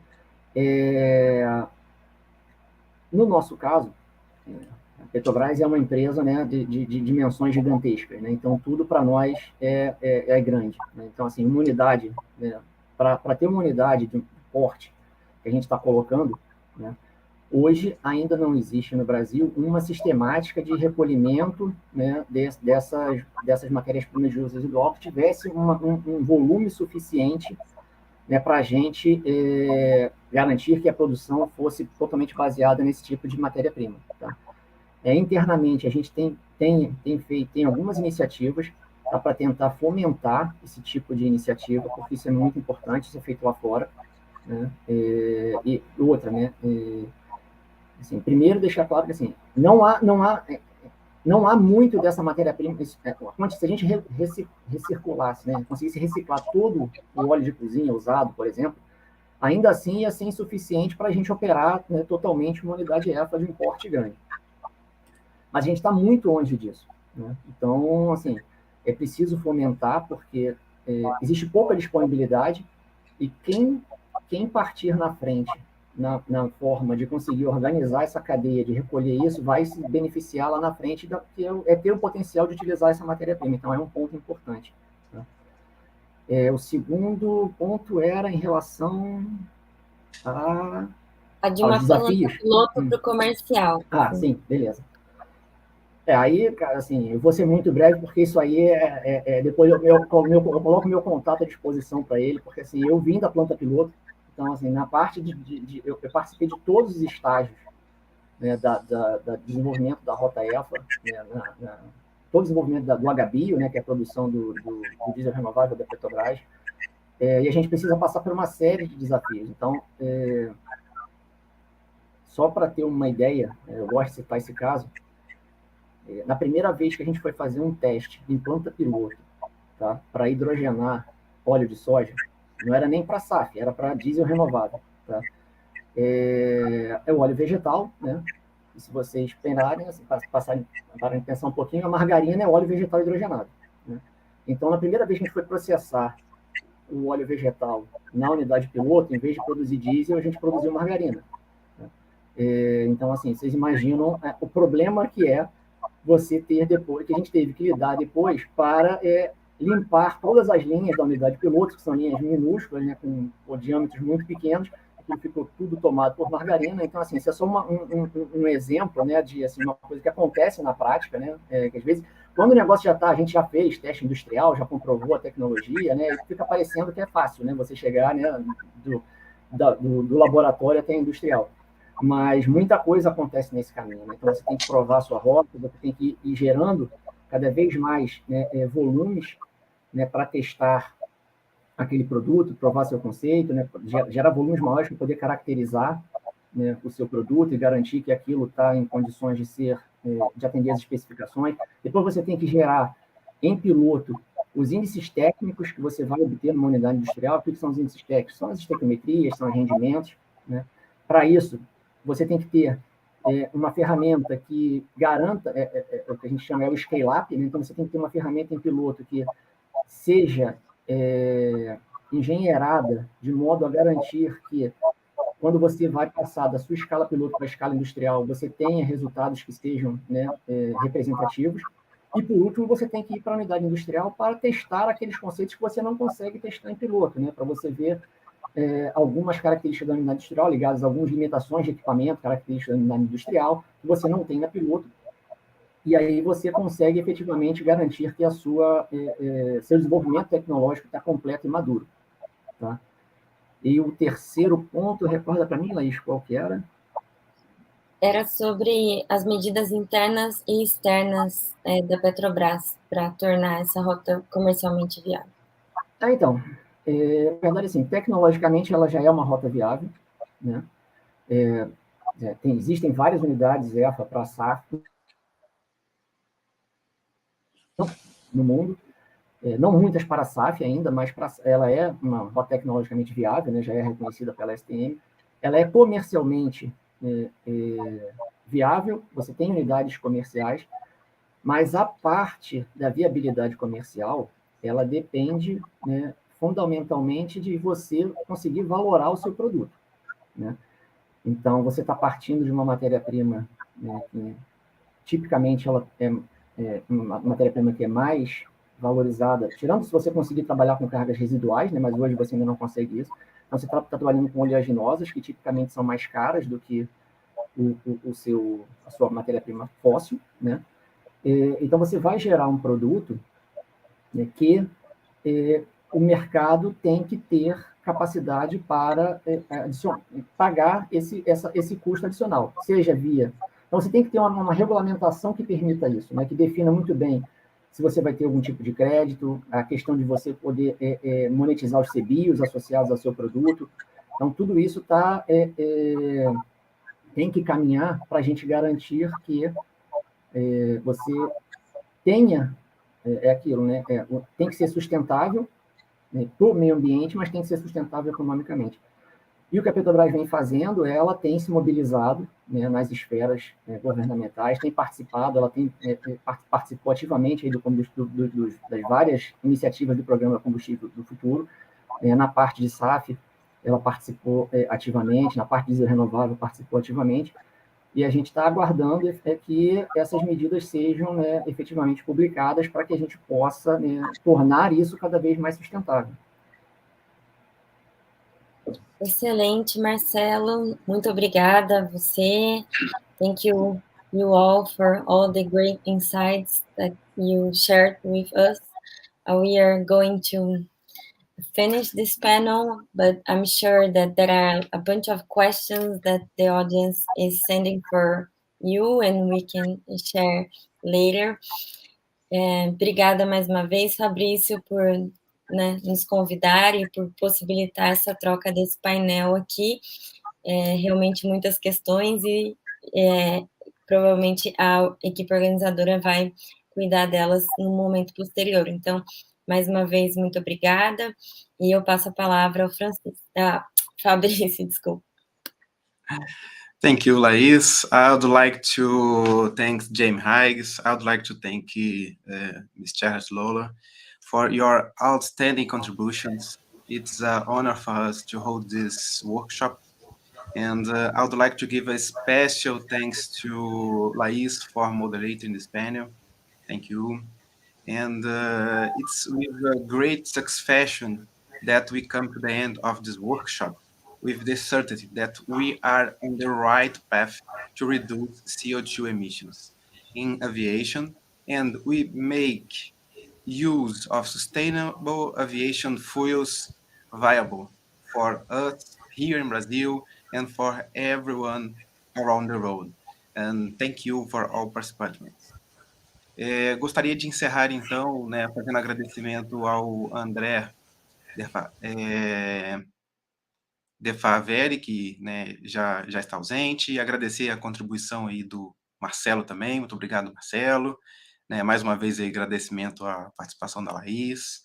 Né, a gente chega ao final desse workshop com a certeza de que estamos no caminho certo, né, para a redução de emissão de CO2 no nosso planeta, especialmente, né, os relacionados à aviação, e mais do que isso, né, estamos construindo aí as bases sólidas para tornar o uso de SAF viável, sustentável, em todas as suas vertentes, tanto no nosso país quanto, né, nas operações mundiais. Nesse encerramento, queria registrar, né, a importância da parceria com a Secretaria de Aviação Civil, fazer um agradecimento especial à equipe da SAC, né, a todos os pesquisadores que estão envolvidos neste projeto. Né, a gente tem, ou a gente compartilha um grande desafio aí, né, que é trazer um estudo de viabilidade, um arcabouço técnico, um arcabouço de análises, né, para subsidiar aí a construção de políticas públicas. Né, um agradecimento especial a todas as equipes que ajudaram na realização efetiva deste evento, a equipe do CRIT, a equipe do Partec JF, a RBQAV, né, sem vocês a gente não teria construído aí um evento, né, com tanta qualidade. Né, então, no geral, agradeço então a participação de todos, nos colocamos então à disposição para futuras colaborações. Boa tarde, pessoal.